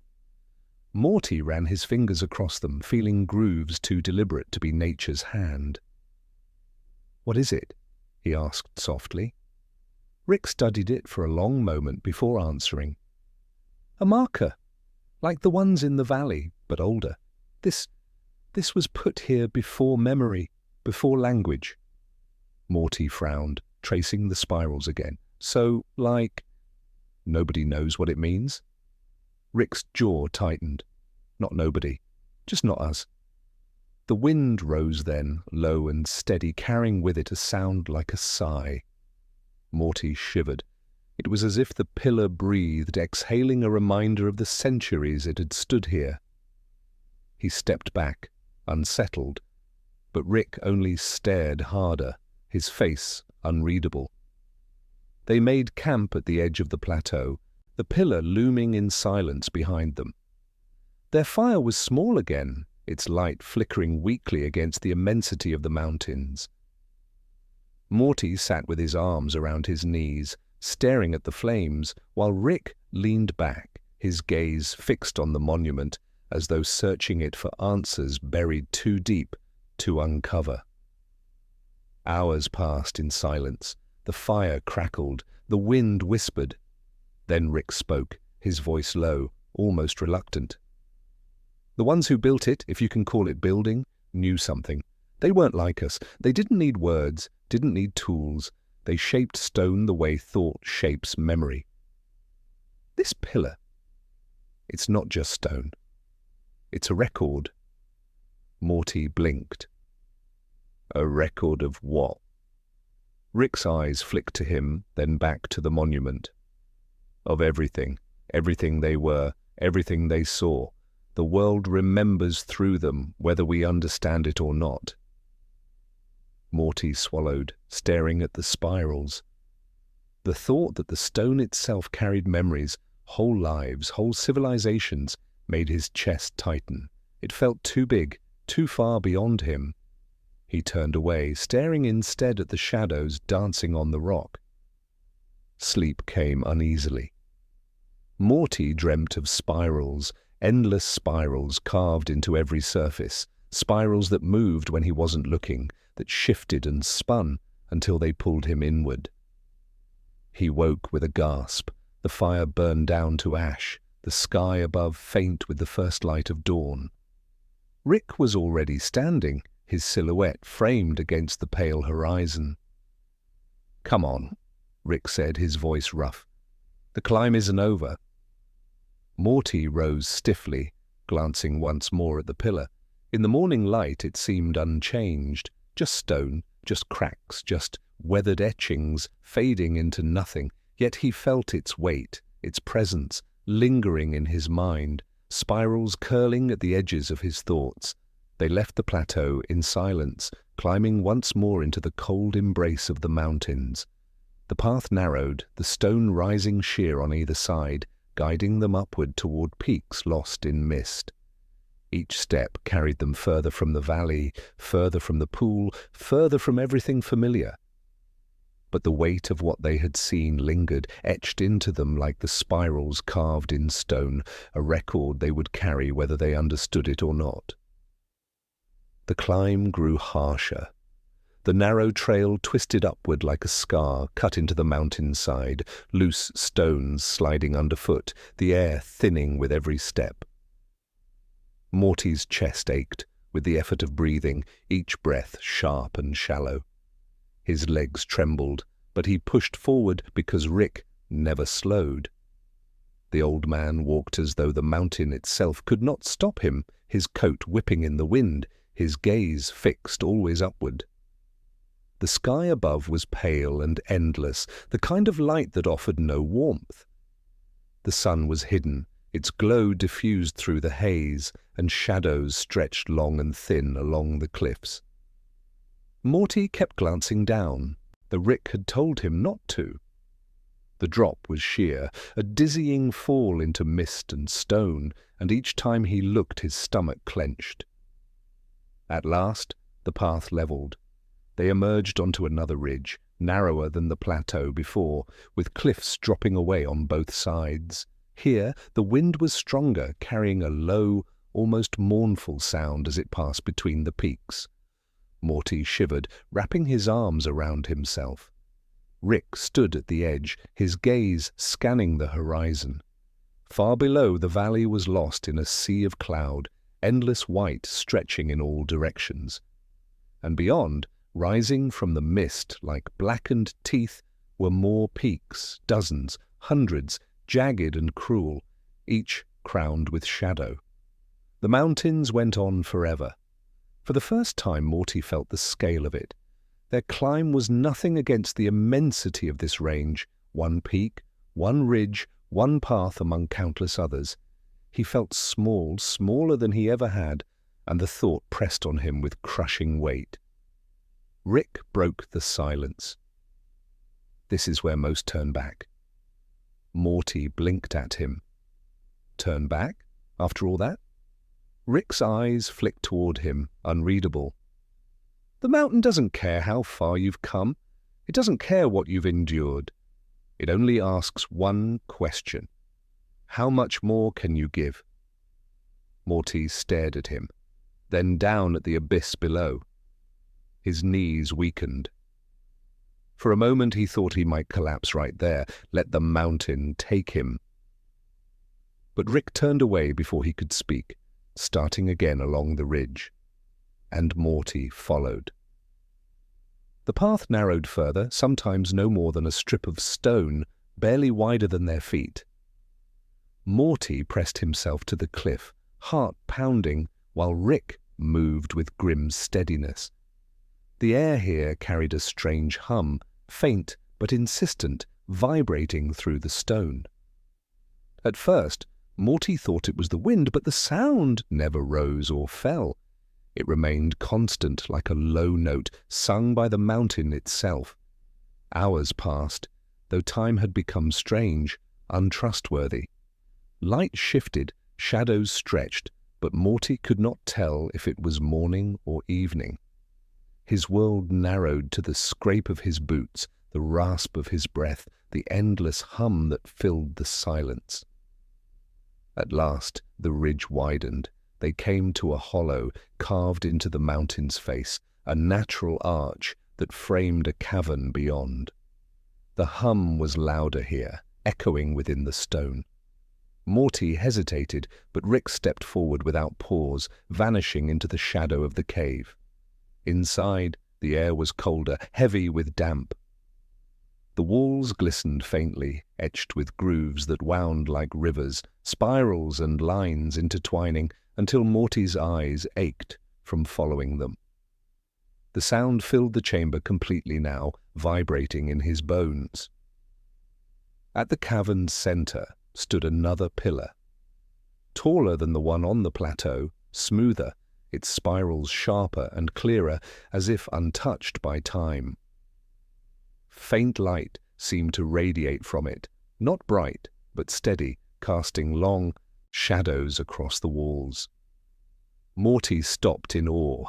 The pillar felt alive, its surface shifting when he wasn't looking, the spirals pulsing like veins under skin. His chest tightened with unease. Rick approached slowly, his face tense, as though expecting the stone to move. "This is the second marker," he murmured. "The mountain's memory runs deeper here, stronger." Morty licked his lips nervously. Does it remember us?" Rick didn't answer at first. He reached out, his hand hovering inches from the spirals before drawing it back. It remembers everything, what you see when you look at it. That's not the pillar, that's yourself, reflected, magnified. Morty frowned, staring harder.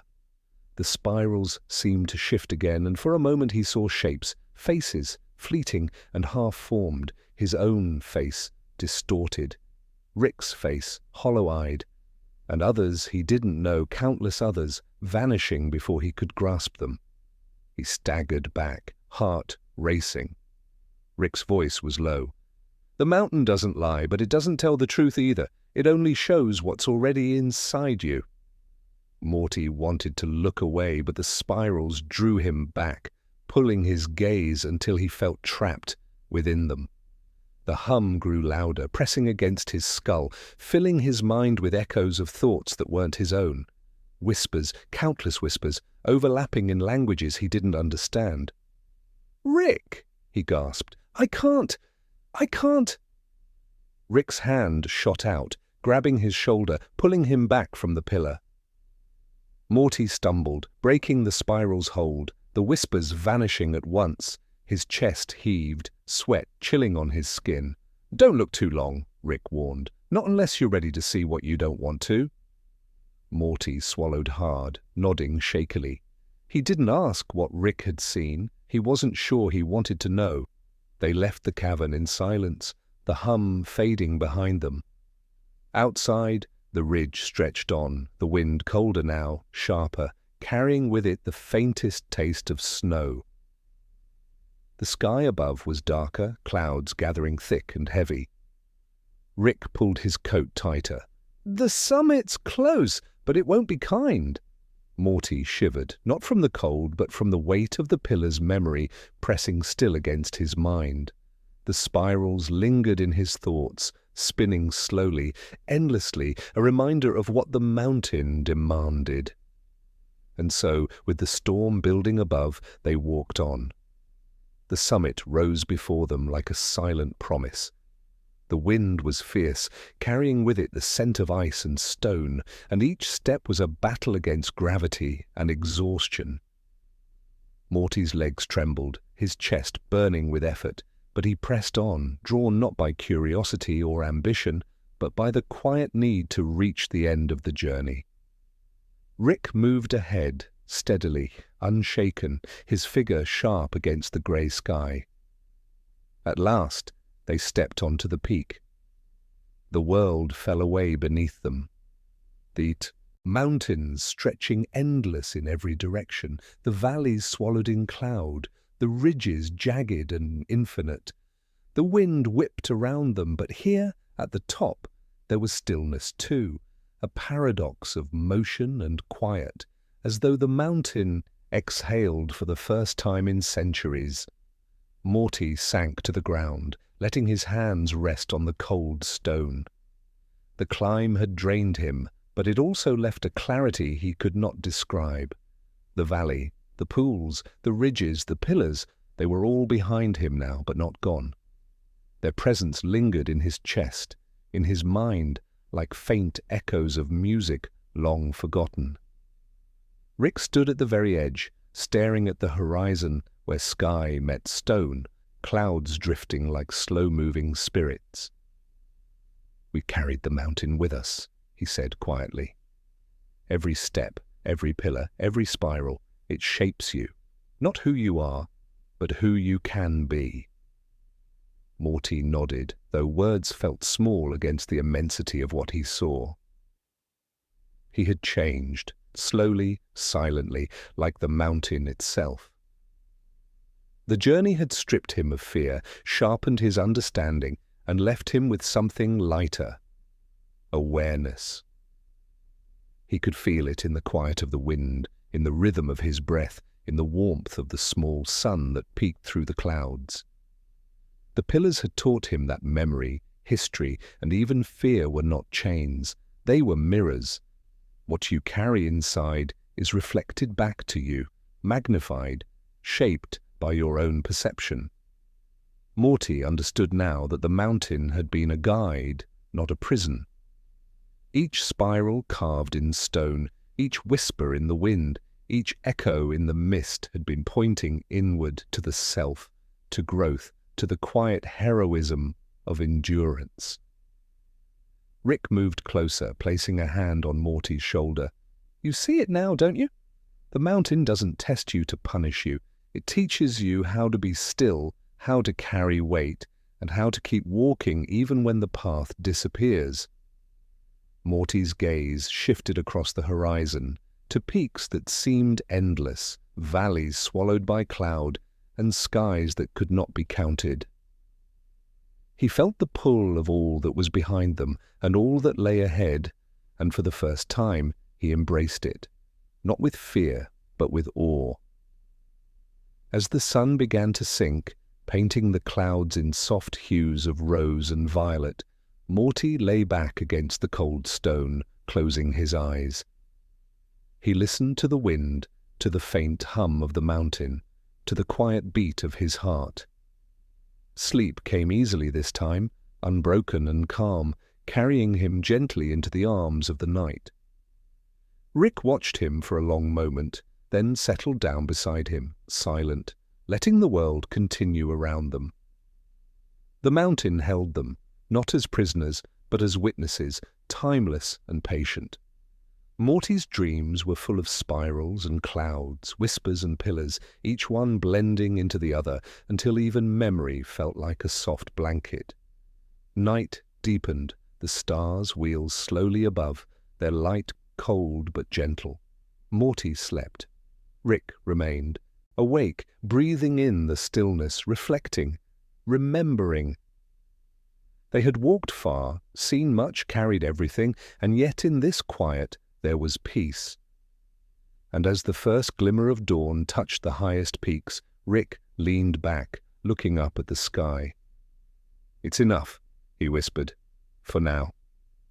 The wind stirred again, gentle this time, carrying the faint scent of the valley, the pools, the pillars, the world they had passed through. Morty stirred in his sleep, his lips curved faintly in recognition, in comfort. And somewhere, far beyond this moment, the mountain kept its memory, and the journey continued, soft, eternal, and unhurried. Thanks for spending this time with us. Sleep well. Everything's going to be okay, man.